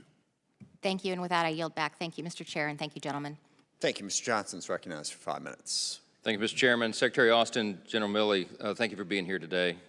Many of my colleagues have expressed concern with the top-line amount for this year's budget request, and I just want to echo those concerns. And we recognize, of course, that you're operating under certain constraints, but it's alarming to many of us that the President is spending with reckless abandon in virtually every area except our national defense. And our current era of strategic competition makes it all the more important that the U.S. recommit the longstanding principle of peace through strength, especially as our key adversaries continue to take meaningful steps to close the gap between us and them. Secretary Austin brings me to a question for you. In your confirmation hearing, when asked to commit to the current schedule for nuclear modernization efforts, you told Senator Fisher you'd like to look under the hood first and get a better feel for what we're dealing with our nuclear forces. I know this has been covered a bit today. Some of us are in and out for other hearings, but just to be sure, you've been on the job now 6 months. Can you commit now to nuclear modernization being a top priority for DOD? I think you may have heard me say a number of times, sir, that modernization of our triad is absolutely important to us. What I meant by looking under the hood, though, was making sure that we go through a nuke posture review to ensure that we have the right balance and mix of forces. Well, staying on that subject, our next generation ICBM, the ground-based strategic deterrent, was a system approved by President Obama in 2015. It was fully funded by President Trump. It was funded in President Biden's FY22 budget request at $2.6 billion. And since you were confirmed as Secretary of Defense, we've learned that the GBSD will be almost $38 billion cheaper than any Minuteman III life extension. It will also be a much more capable system, able to better penetrate Russian and Chinese defense systems. Do you fully support President Biden's FY22 budget request for the GBSD and agree it is the future of the land leg of the triad? I fully support the President's budget. I would further say that, you know, the GBSD is one of those things that we'll continue to evaluate along with the posture reviews that we have ongoing, the nuke posture review. So. And am I correct in stating that the GBSD is on track, on schedule, on budget for the first flight test in 2023? You are. Another item we were pleased to see in the budget is a request to construct a weapons generation facility at Barksdale Air Force Base. And that facility allows, or that construction will allow our B-52s that are stationed there to carry out their nuclear mission without having to fly first from Louisiana to North Dakota in order to be loaded with nuclear ordnance. So, Secretary Austin or General Milley, can you comment on the strategic flexibility the Barksdale WGF will provide in making sure the air leg of the triad is capable of fully executing its mission? Yeah, I think, again, the triad and recapitalization of the triad is critically important. It's been in effect really for, I guess, going on 7 decades since the end of World War II. And it is, you can never prove a negative, but it is clearly one of the fundamental reasons why World War III didn't break out was because of the nuclear capabilities of the United States. It is time now to recapitalize the entire thing, all 3 parts of it, plus the command and control piece. That is really critical to defend this nation for the next 7 decades. And the time is now to invest in it. It'll be a one-time thing for a period of years until we can get the system replaced. But it's really, really important in all legs to include that at Barksdale with the B-52s and soon to be the B-21s, et cetera. Really critically important to do that. Thank you, and those efficiencies I think will help in those overall goals. The last thing I'll touch on is the noticeable reduction in Army accounts in the budget request. I understand that's a reflection of the Afghanistan drawdown, but as we transition our focus to other parts of the world, I do think it's important that we not allow Army readiness to decline. I know you all agree with that. We still need to execute rotations through our training centers, and to that end, I appreciate the budget requesting a new Joint Operations Center at Fort Polk. That the current JOC is decades overdue for an upgrade, and a new facility will make sure our soldiers are equipped with the best possible training experience so they're at the ready if and when they're called upon. But just in the 40 seconds I have remaining, would one of you comment on the importance of that, Army readiness, where we stand on that? We're both deeply indebted to the Army for where we are in life. But I would say as former Chief of Staff of the Army, the readiness of the Army is critical. It takes a full joint force, a synergy of air, land, sea, space, and cyber to prevail in combat. And wars are often started from afar, from long-range weapon systems, but they're always ended somewhere on the ground. And the last bullet of a war is usually fired by a Marine or Army infantryman. So it's really critical to maintain the readiness of the United States Army. Hopefully we can host you at Fort Polk sometime soon. I'd love to see you there. We've been hosted there quite a bit, both Yes, of indeed. us there, Mr. Johnson. Congressman Johnson, and I would say that it's a pretty valuable capability. Thank you. I yield back. Thank you. Mr. Crow is recognized. Thank you, Mr. Chairman. I would like to associate myself with the concerns by some of my colleagues on the other side of the dais about back pay for National Guard, and also point out that the H.R. 3237, the Emergency Security Supplemental, which passed the House by 1 vote, actually created a back pay of $500 million to help shore up the pay for the National Guard. So I would encourage my colleagues to support that and to continue to push the Senate to support that as well, because if we actually passed that bill, we would resolve that issue and make sure that our men and women in uniform do get paid. I do want to change to Afghanistan for a minute and just start by saying I understand that it's not your decision to make to conduct an evacuation of civic society leaders, SIV applicants, or anybody.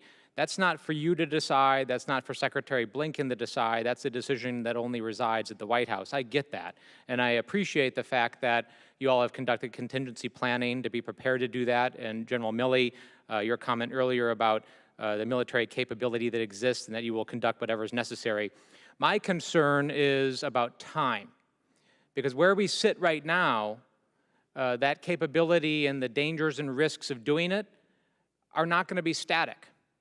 That risk is not lessening.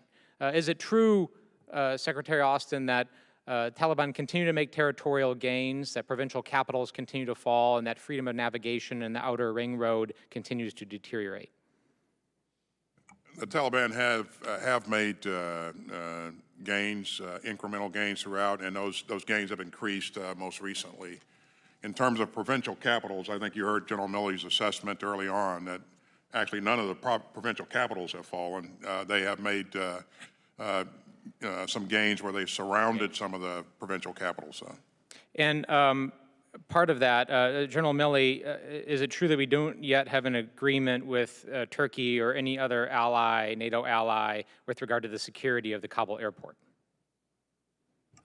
Written agreement? No, we're having a meeting this week. I think we're pretty much at the final piece. I don't want to speak for Turkey, and I don't want to preempt the outcome of a final agreement, but I feel very comfortable that security of the Kabul airport will be maintained, and I think the Turks will be a part of that. Is it true that we're turning over control of Bagram to the Afghans? That is the plan, that's correct. Okay.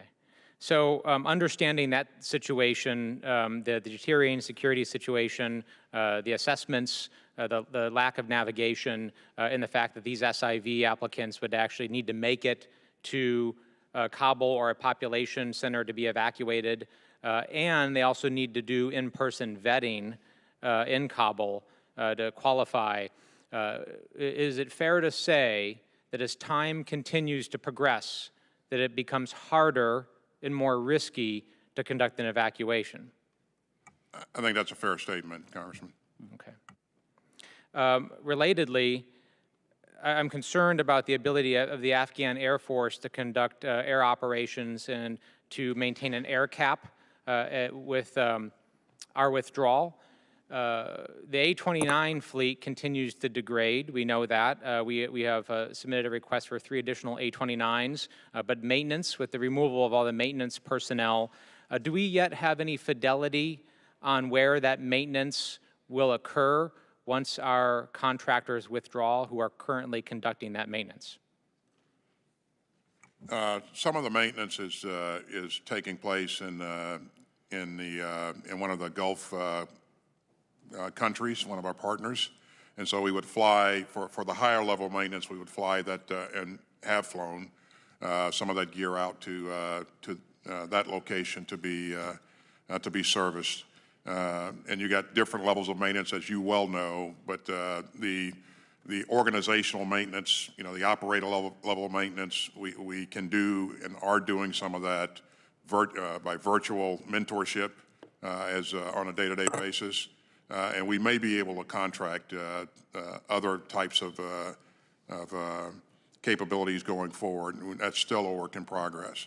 Ideally, we'd like to have the ability to conduct maintenance in one of the neighboring countries for some of the higher level maintenance, but again, a work in progress, not yet solidified. Okay, I appreciate that. And with my remaining 10 seconds, I just wanted to express my appreciation, Chairman Milley, for your leadership and your courage and how you continue to speak out on behalf of what is a diverse and increasingly diverse force of men and women in uniform. Gentleman's time has expired. I yield back. Mr. Green is recognized for 5 minutes.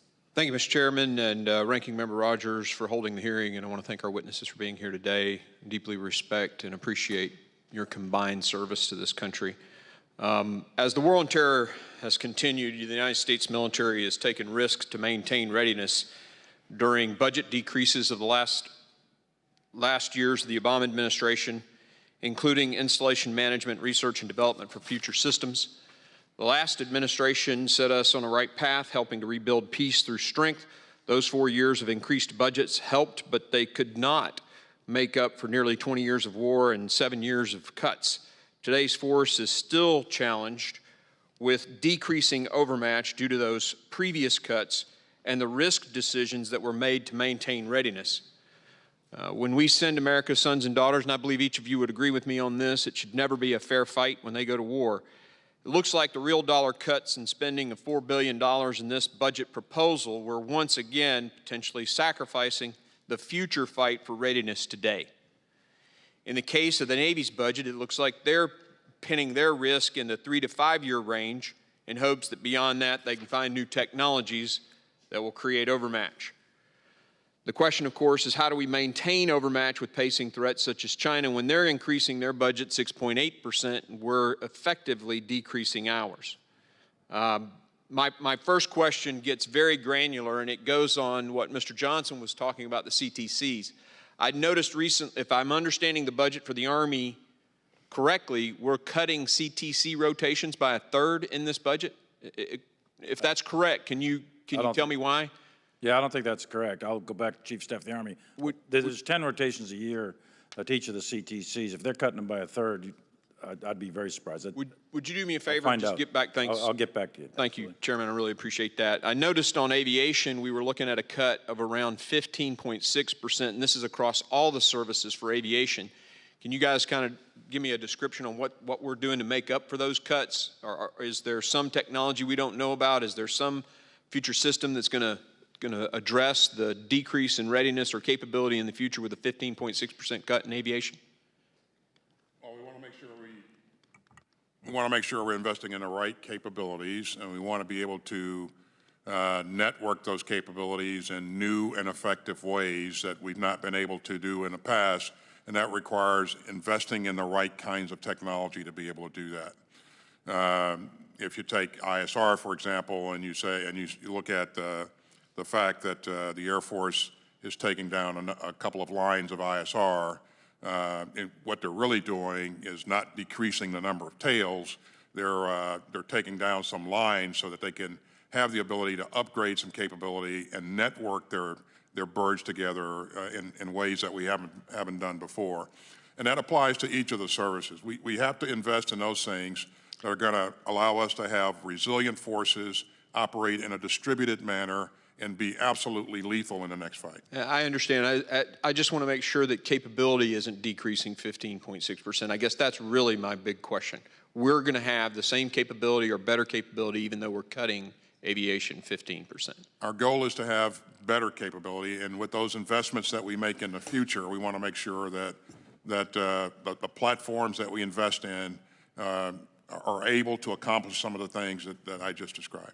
One of the open source journals, the Computing Research Association, reported concerning, quote, the Army, Navy, and Air Force's University Research Initiative, sub-accounts are cut 31.1%, 18.9%, and 17.5% respectively. Considering these recent cyber attacks, is that really a wise decision? I'm not an engineer, I'm not a computer scientist, I'm a physician.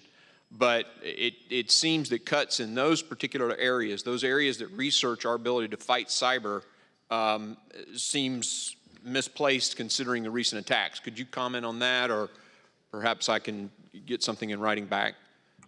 We can do both, sir. Okay. Thanks, Secretary. First, I'll remind you that for RDT&E overall, we're investing $112 billion. And specifically for cyber, there's a almost $10.5 billion investment in cyber, and that includes cyberspace operations and a number of other things. So we think cyber is pretty important. We are part of a whole of government effort to defend our networks here in the country. Our focus is, further out towards the source of malign activity. The gentleman's time has expired. I apologize. Ms. Slotkin is recognized for 5 minutes. Thank you, gentlemen, for being here. I know it's a long hearing. I want to address this constant conversation we've been having about the top line, because it feels like very 2005 to me.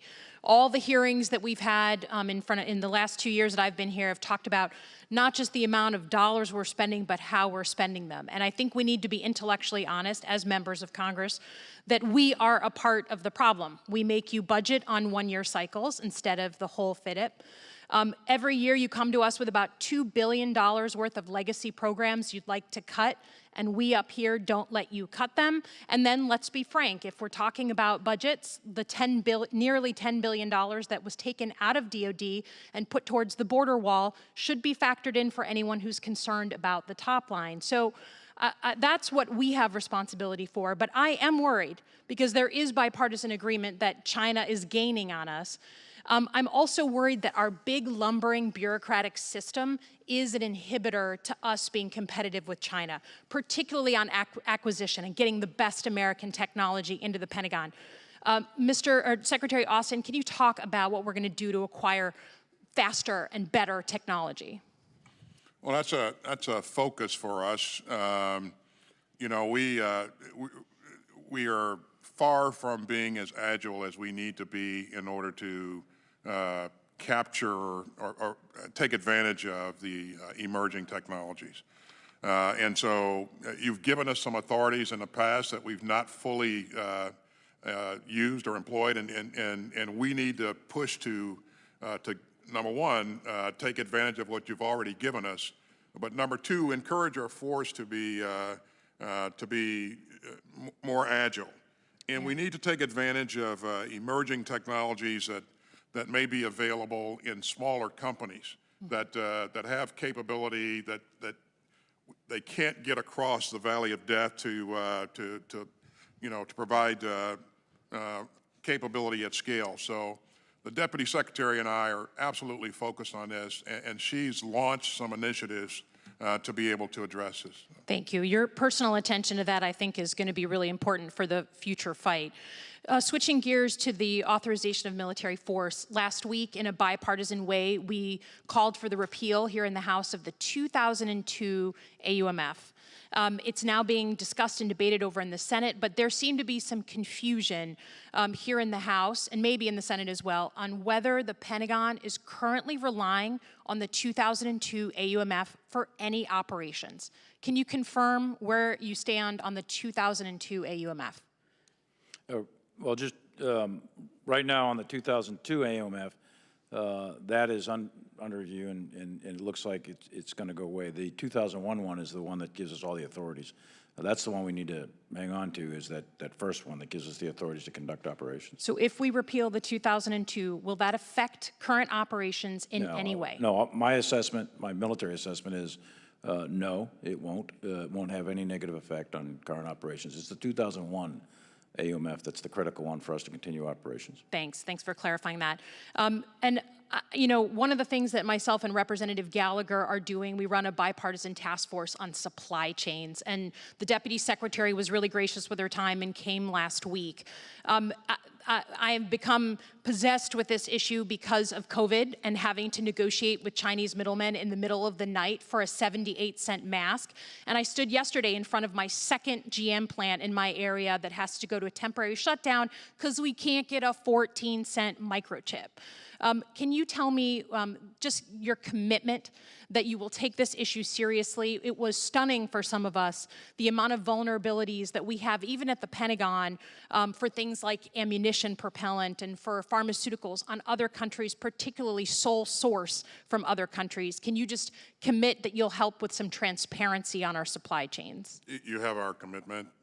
You heard me mention earlier the $341 million investment to help boost our support of American industry, and some of that includes microelectronics and that sort of business. So, but we are absolutely focused on this. We think that supply chain vulnerability is a national security issue, and that was kind of laid bare for us, to your point, over the last year.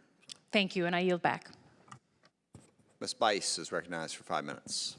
Thank you, Mr. Chairman, Ranking Member Rogers, Secretary Austin, General Milley, thank you for joining us today. I first want to maybe echo my colleague, Representative Slotkin, on Supply Chain Task Force. I was honored to be put on that as well, and it has illuminated a lot of the challenges that we see because of COVID or even just supply chain in general. So I appreciate your commitment to making sure that we continue to look at how we can shore up those supply chain challenges. I'd like to start by focusing on an issue that has been of concern in my state of Oklahoma and on military bases across the nation: improving the quality of privatized base housing on military installations. Since being sworn into office, I've engaged military housing stakeholders in my district and across the state of Oklahoma, including at Tinker Air Force Base and Fort Sill. While I'm cautiously optimistic that things are moving in the right direction, there is still work to do. Ensuring safe and high-quality housing for our nation's service members is one of my priorities. Despite the recent reforms, evidence from earlier this year suggests military families are being charged thousands of dollars of out-of-pocket expenses by private military housing contractors for reasonable and needed ADA upgrades to their on-base housing units. In response, I've introduced legislation with Representative Sarah Jacobs to clarify the military families cannot be charged amounts in addition to rent for needed ADA upgrades. Secretary Austin, can you tell me what actions DoD is taking to ensure that service members do not face financial hardships in obtaining on-base accommodations for a disabled member of their family? Thank you for the work that you're doing in this area. It is absolutely critical. There's nothing more important than the welfare of our military families. And as we've seen in the past, this has not gone the way that it should have gone in terms of contracted housing, privatized housing. You've seen us increase the supervision in this area, and we're working with the services to really ensure that we have the requisite oversight and emphasis to hold contractors accountable for providing quality service to our family members. And this will remain a priority for us going forward. It directly affects the morale of not only our family members, but the services altogether. So you have my commitment that we will remain cited on this. Thank you, Secretary. Appreciate that. It's clear to me that in my short time here in Congress that one of the biggest threats is the current space race threat. China has become incredibly competitive, landing a rover on Mars, putting up geosynchronous satellites. Do you believe this budget provides the dedicated resources in research, technology, exploration that we need to ensure that we are not outpaced? Right. Again, $112 billion for RDT&E. That's a pretty hefty investment. But I would go one step further and say that we've invested, we plan to invest $20.6 billion or so dollars to resource our efforts in space. Thank you. I yield back.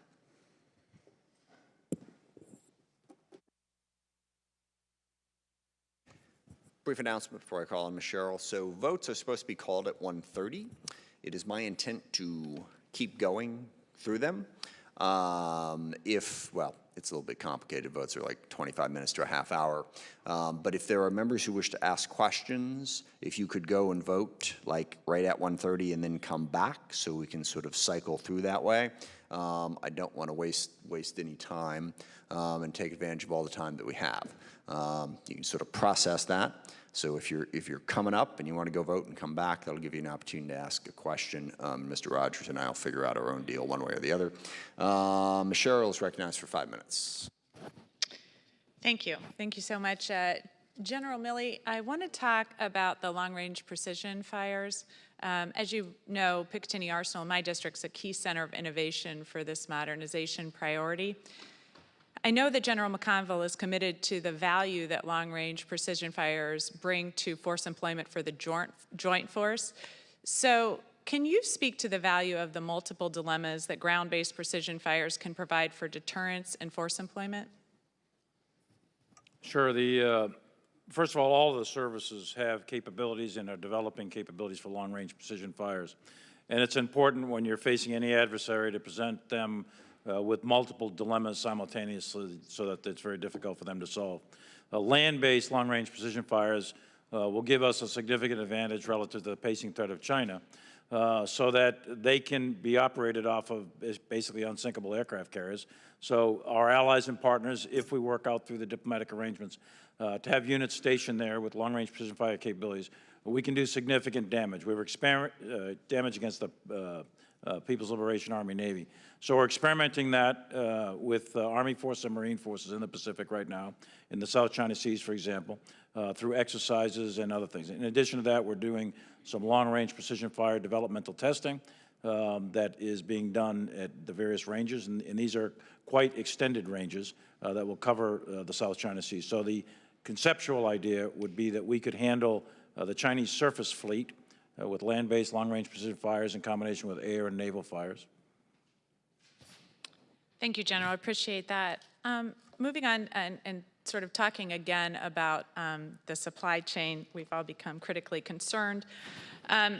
You know, as we talk about single source materials, as we talk about rare earth materials, I encourage you, General Austin, to continue to look into how that impacts some of our smaller defense manufacturers from entering into competition when they have to trace the supply chain. That is something they have a lot of trouble doing and haven't done well at.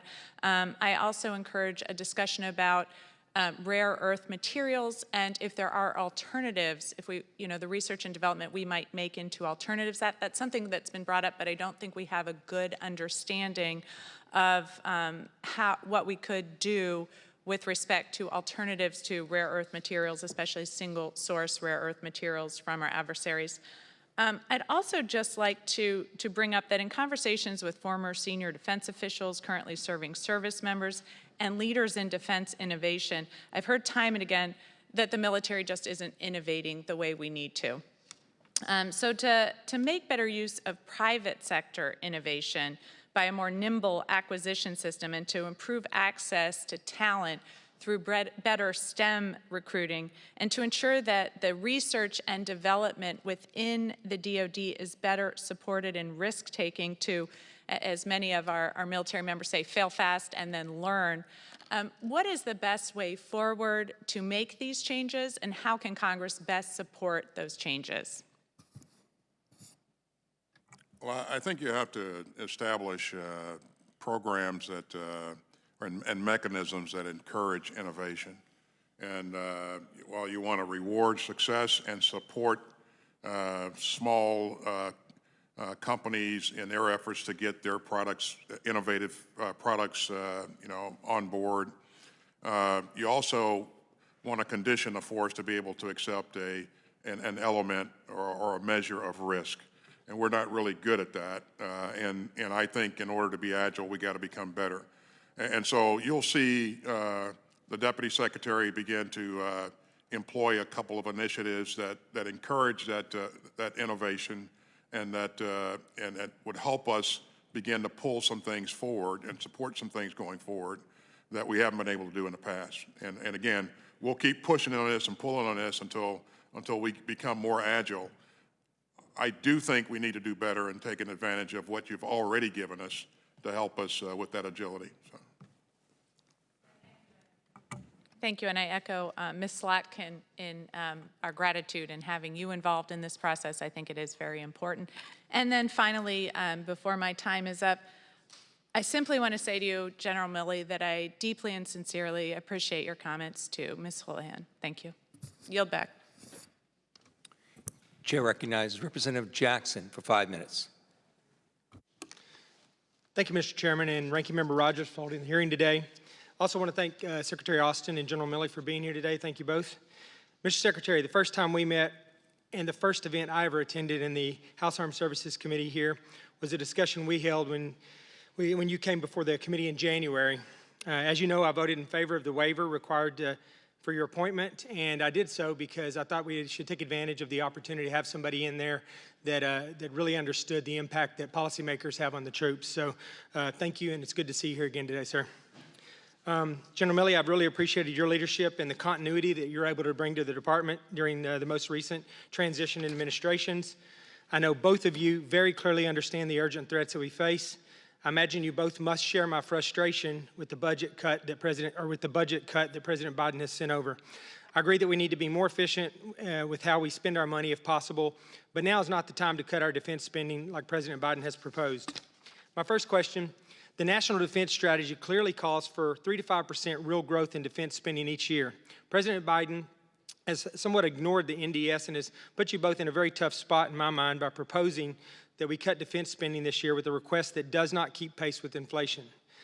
I've heard alternate proposals circulated around Congress that might come before this committee of a top-line 10% cut for defense spending. If the 3 to 5% number is based on the NDS, I'm not really sure where the proposed 10% number comes from. For both of you, if the 10% cut is just a random number, should we really be comparing that as an alternative policy recommendation to what is called for in the NDS? And would either of you consider a 10% cut to be a serious policy recommendation? This might be a short answer. When it comes to structuring the budget, Congressman, and by the way, thank you for your service, I think randomness is never a good idea. And so we endeavor, as you well know, to link our resources to our strategy to policy to the will of the American people.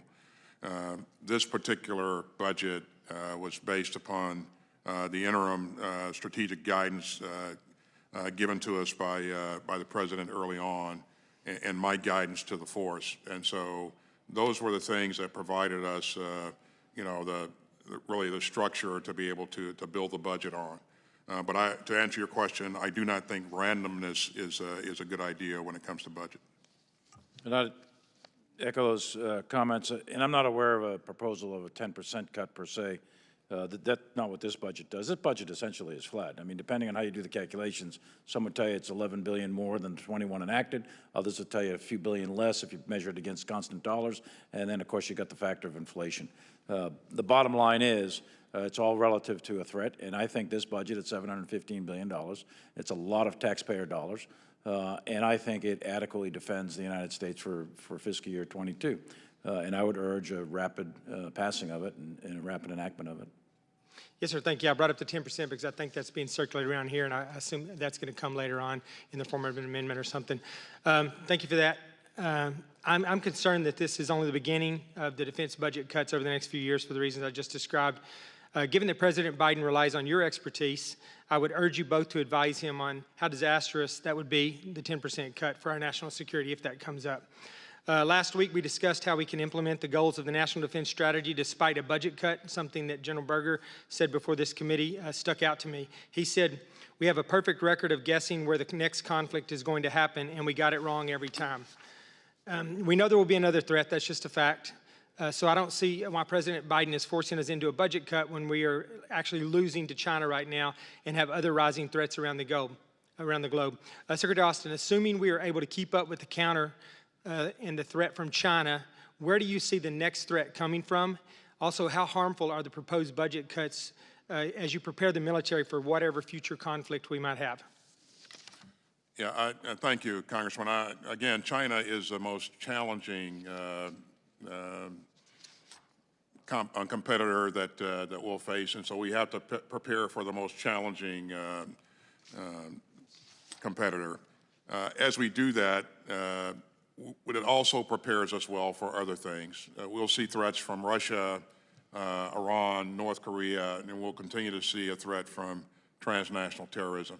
And I agree with General Berger that there's always something that we weren't really cited on necessarily, but we were prepared to address because we prepared for the most challenging threat.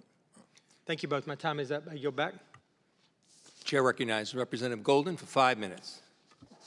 Thank you. Secretary Austin, in recent testimony you provided before the Senate, both Senator Collins and Senator King asked if you'd work with them in Congress to restore the proposed cut to the DDG-51 Flight 3 program. And in both cases, you said the plan was to resource that ship in 2023. General Milley, I believe you testified something similar earlier today. I'd like to understand that more clearly. The most recent figures the Navy has provided, Congress was in December, and it anticipated the procurement of 2 Flight 3 ships in fiscal year 22 and 2 in fiscal year 23 for a total of 4 ships. In light of this, Mr. Secretary, am I to understand that you're committing to procure 3 DDG Flight 3 ships in fiscal year 2023? No, we'll certainly work out the balance of our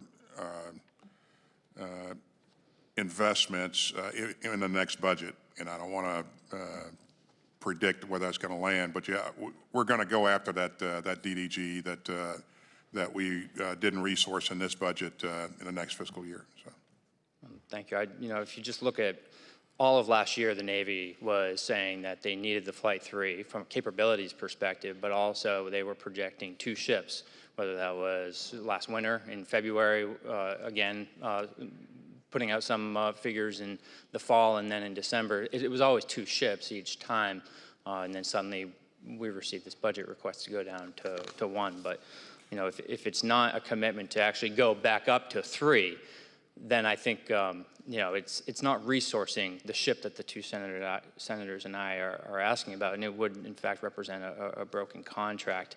You did talk to Senator Collins about wanting to have the right mix of capabilities in place. And I agree with what Senator Collins said about quantity having a quality of its own, but I'd like to focus on the capabilities piece. The Navy says that the Flight 3 is key to sea denial and sea control missions. It's also expressed urgency to the committee about getting the AMDR Spy-6 radar and those capabilities that it will be brought to the Navy into the fleet. The Navy's looking to decommission cruisers as well. Therefore, the Flight 3 is slated to house and perform the role of air defense for our carrier strike groups, but this was going to take several years to fully field that new capability. Last week, the committee received testimony that the benefits of an AMDR are undeniable, and it was stressed that the Navy has to have that radar. I'm curious, in light of the kind of change from 2 ships all through 2020 to just 1 now, and given this testimony that we've received from the Navy about the importance of the capability, what's the driving force behind the reduction?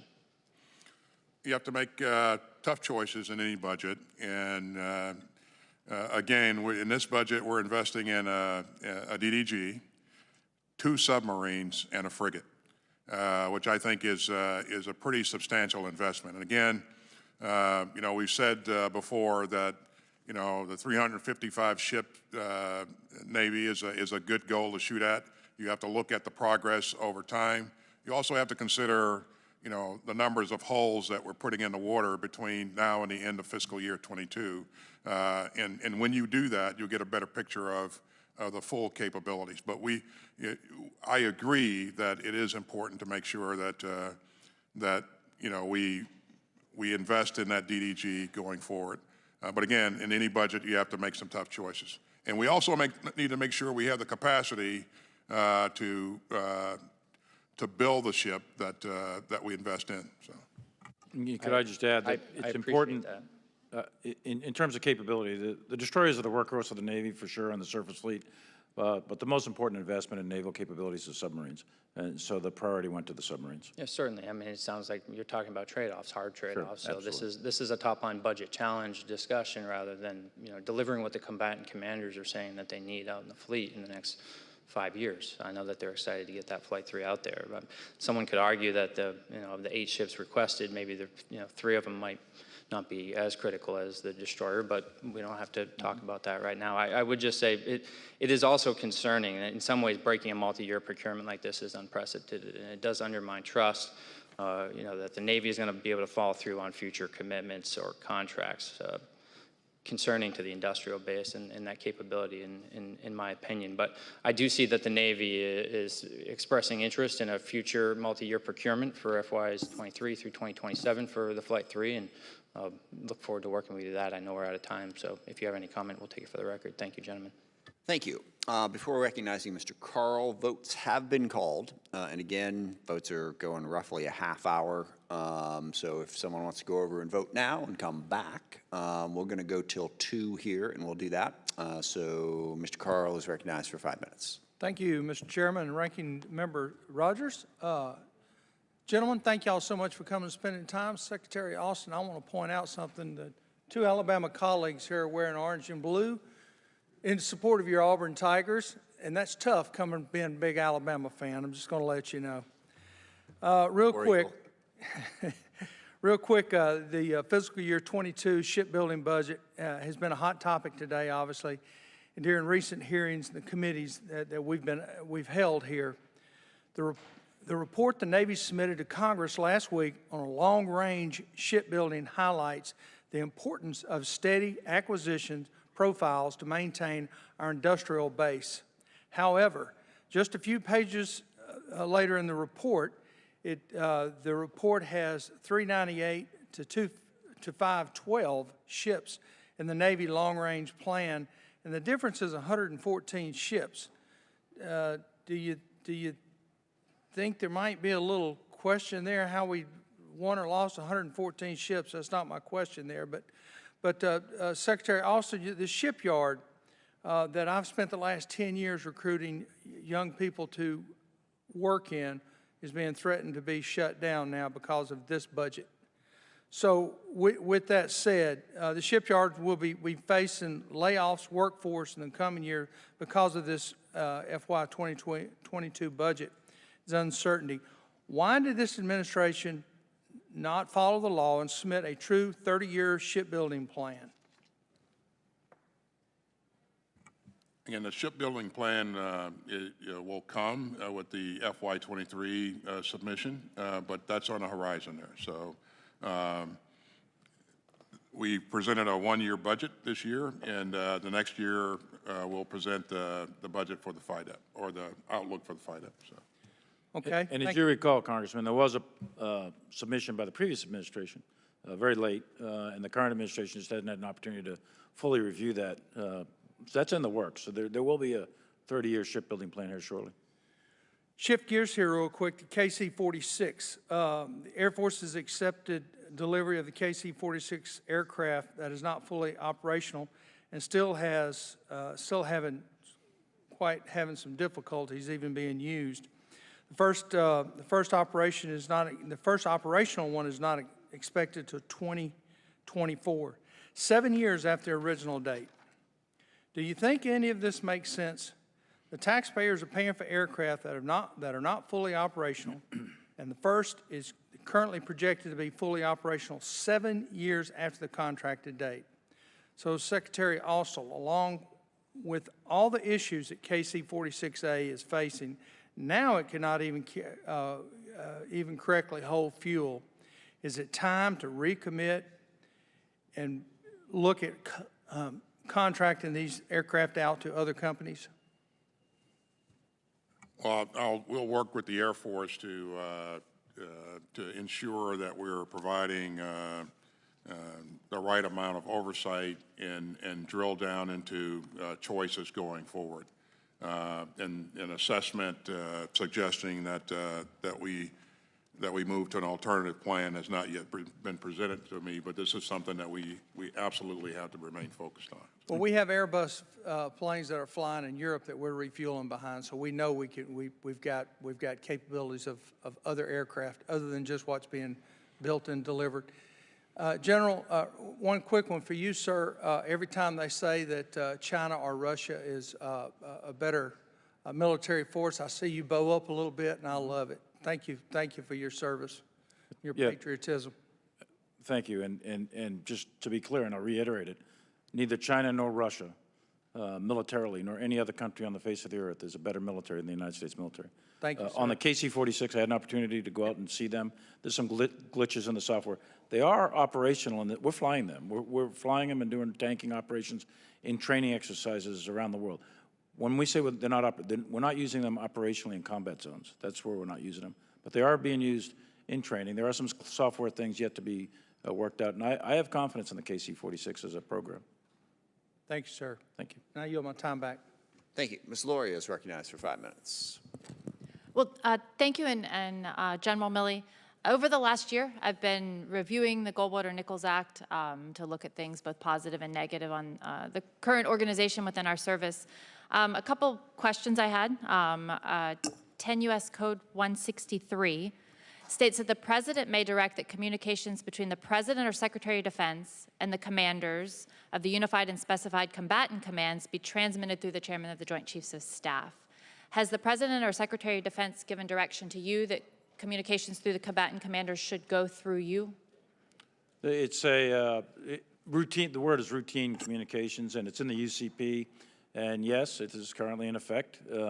So routine communications, normal communication. The chain of command, though, is clear, and it's unambiguous. The chain of command is the President, the Secretary of Defense, and the combatant commanders, and then the President, the Secretary of Defense, and the service secretaries for the departments. I am an advisor, and I advise on the advantages, disadvantages, and puts and takes, costs and risks and benefits, et cetera. But the chain of command is clear, but routine communication typically goes through me in order for me to do my job as an advisor. Okay. Well, thank you. And another portion, 10 U.S. Code 16, says that subject to the authority, direction, and control of the Secretary of Defense, the Chairman of the Joint Chiefs of Staff serves as the spokesman for the commanders of the combatant commands, especially on operational requirements of their commands. Do you serve as the spokesman for the combatant commanders on the operational requirements for their commands?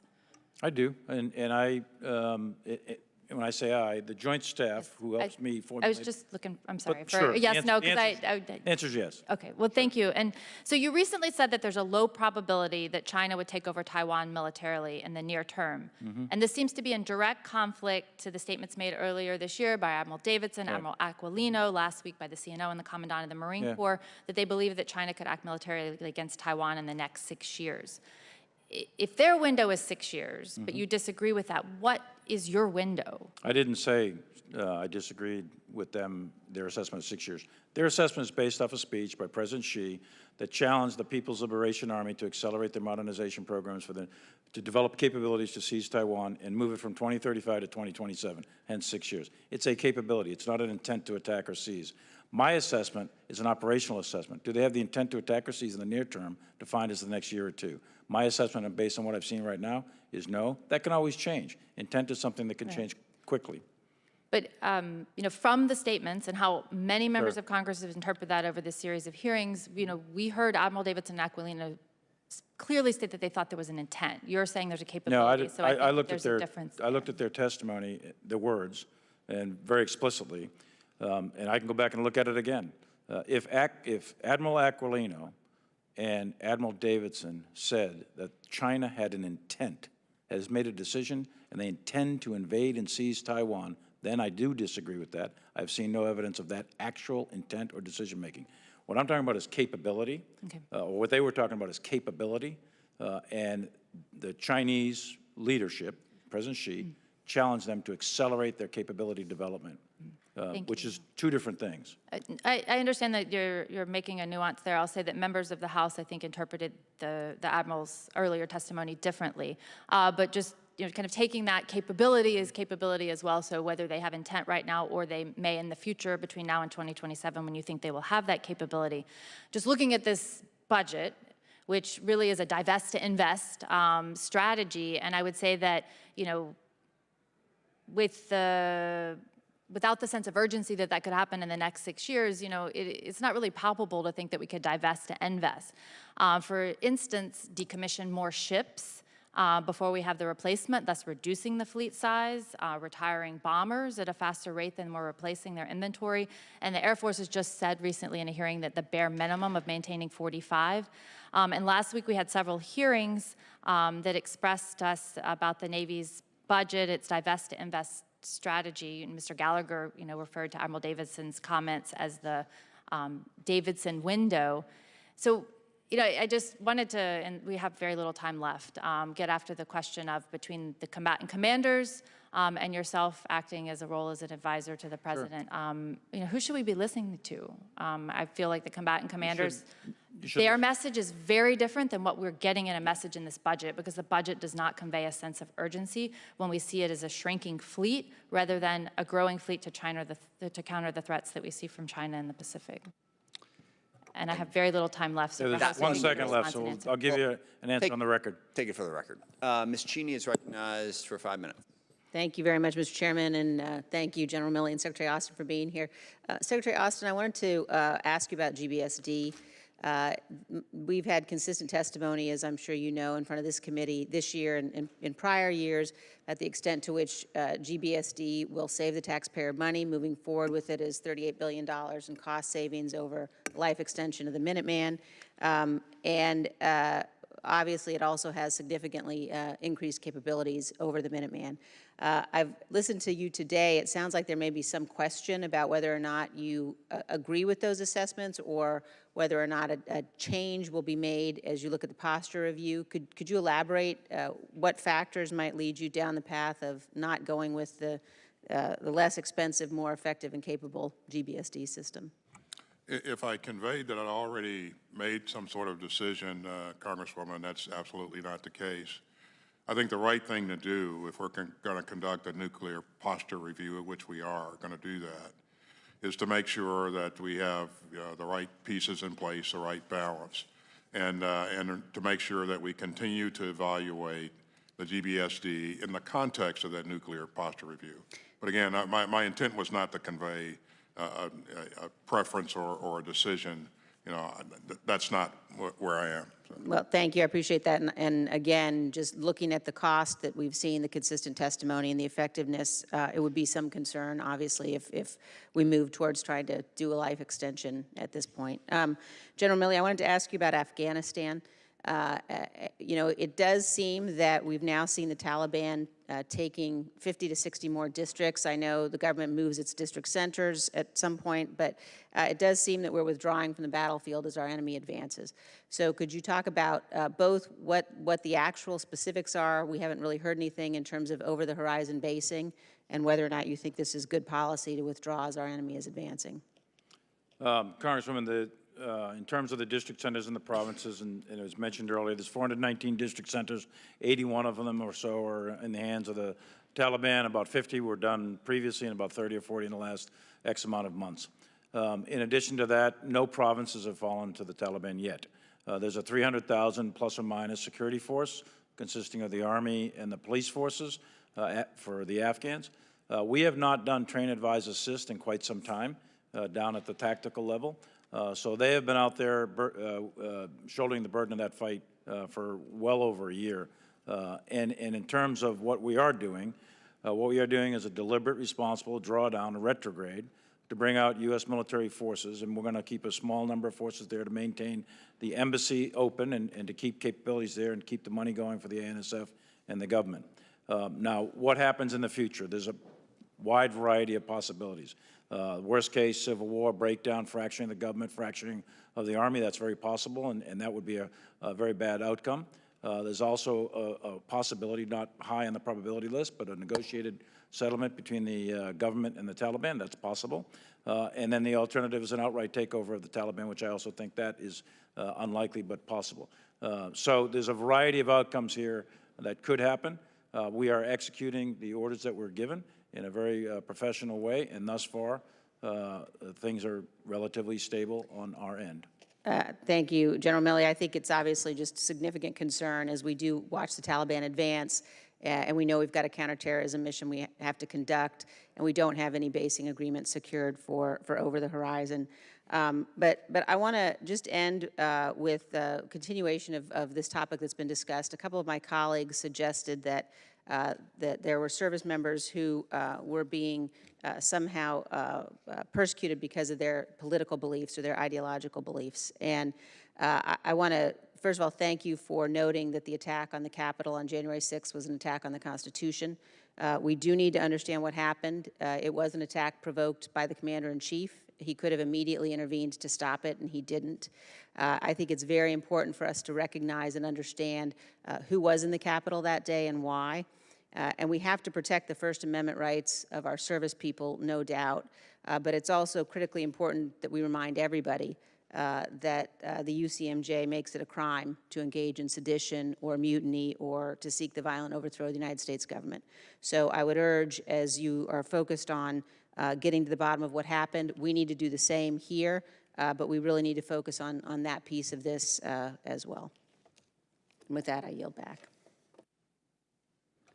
Thank you. I recognize Representative Jacobs. Well, thank you so much for joining us. I wanted to follow on a question from my colleague, Ms. Cheney, about the GBSD.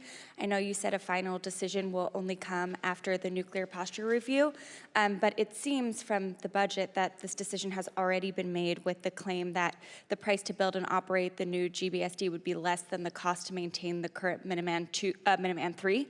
So it seems this conclusion is based by comparing the total life cycle cost of the two options through 2075 at a deployed level of 400 ICBMs. Is that true? If so, where did those numbers, 400 and 2075, come as the baseline requirement? Who made that decision, and is that still going to be revisited down the road, as you said? Well, I certainly, as I indicated a couple minutes ago, you know, I've not made any decisions on this. I think it deserves the right amount of effort and attention, and we'll make the best choices. But these choices need to be informed by the posture review and make sure we have the right balance here. Well, thank you. I think it's important that we do the process necessary and not invest in a very expensive nuclear platform as, for instance, our president is in active negotiations to decrease our reliance on nuclear weapons. My next question is, I represent San Diego, and almost all of the people in uniform I speak to there are struggling to find childcare. I'm happy to see that the president's budget increases base pay, but it seems like there's just so much more we need to do. And I was a little surprised that in this budget request, it only requests funding of a single construction of a new child care development center, one 200-space center at Shepherd Air Force Base in Texas. I know you said to my colleague earlier that you were working on investments in home care support and others. So I just wanted to know what more you're planning on doing to address child care beyond this single one space that is being constructed. Well, thanks for the question and for your continued focus on what I believe is a very important issue. We'll continue to work with the services as they work with their installation commanders and they identify what their needs are and make sure that those needs are reflected in military construction plans going forward.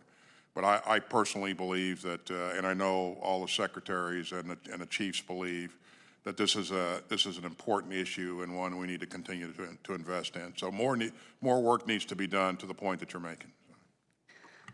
Thank you. Yes, I really want to emphasize that I think what's in the budget is not sufficient, and I can tell you for my constituents in San Diego, of our subsidized child care waiting list spots, more than half of them are military families, and so it's a really critical need, and I hope that you would continue to emphasize it, and I appreciate your comments there. If Ms. Escobar is here, I'm happy to give the remainder of my time to her.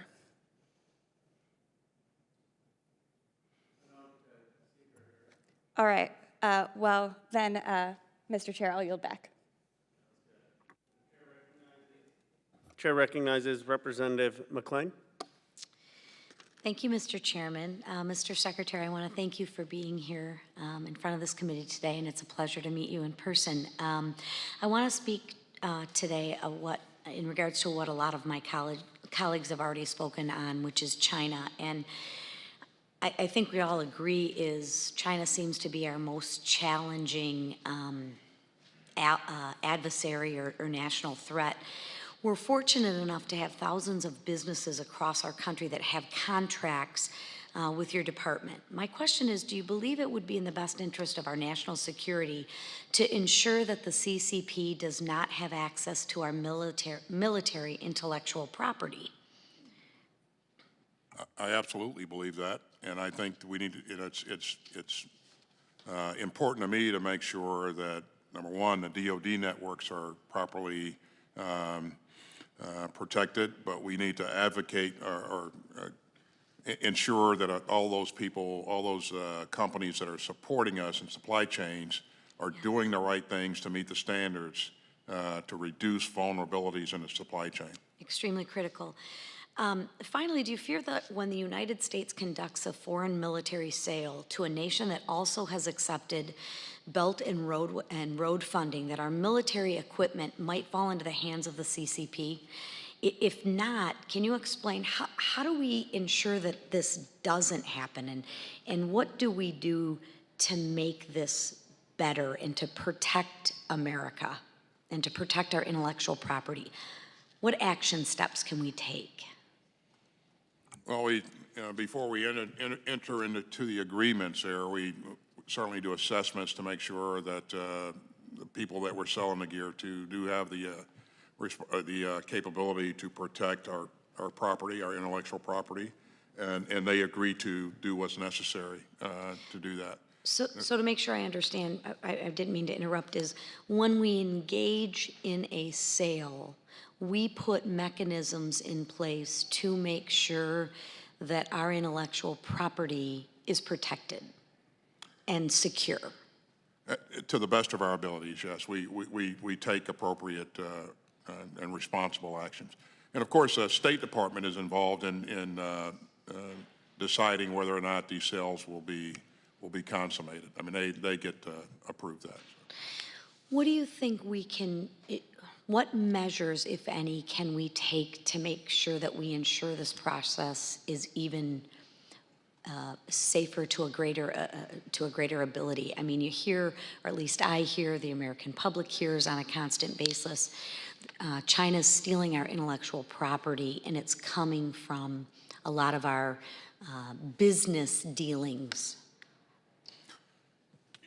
You know, I think we can, we need to continue to engage our partners and allies and emphasize the importance of this. We need to make sure that as we convey equipment, that we are confident that the people that we're conveying it to can protect the intellectual property. So.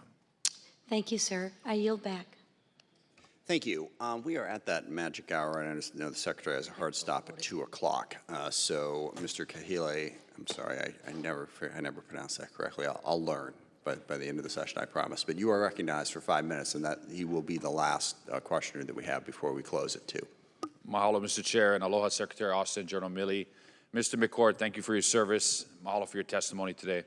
I want to focus my questions on the Pacific Deterrence Initiative, the importance of those U.S. relationships with our allies and partners in the Indo-Pacific region, and the changing nature of the future conflicts. Secretary Austin, I applaud you for showcasing America's commitment to the Indo-Pacific region by making your first overseas visit with your trip to Japan and South Korea and India, and a brief stop in the Hawaiian Islands. I'm sorry I missed you.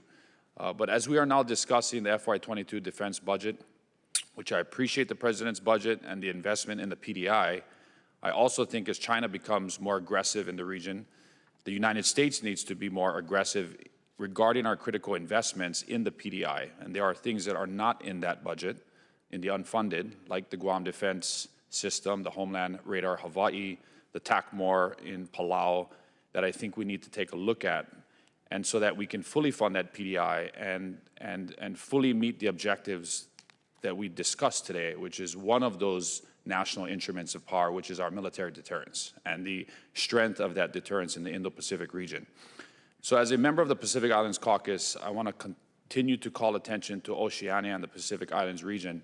China regularly provides military training in the Pacific Islands region. They have been broadening their reach throughout the Pacific. They actively cultivate those relationships with senior defense officials. You know, we know what the investments that they've been doing in Guam for a number of, or excuse me, in Western Samoa for a number of decades.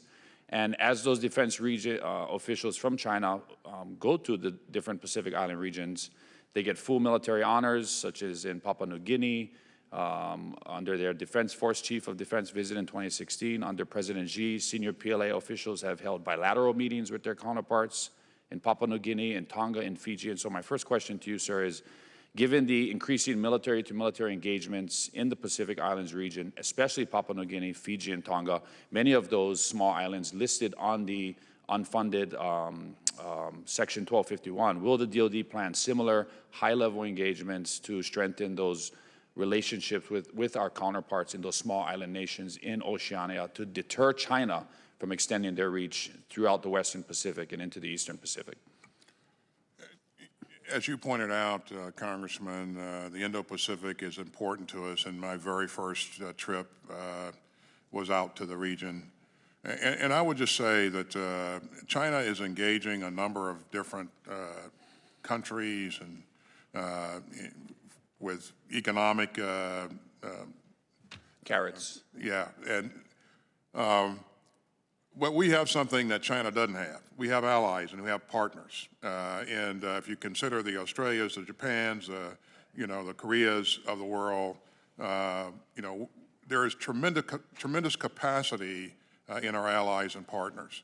I think the Pacific Islands are absolutely important, and you'll see us continue to engage various countries in the region there, and to make sure that where we can, we're increasing our capacity and accessibility and strengthening the relationships.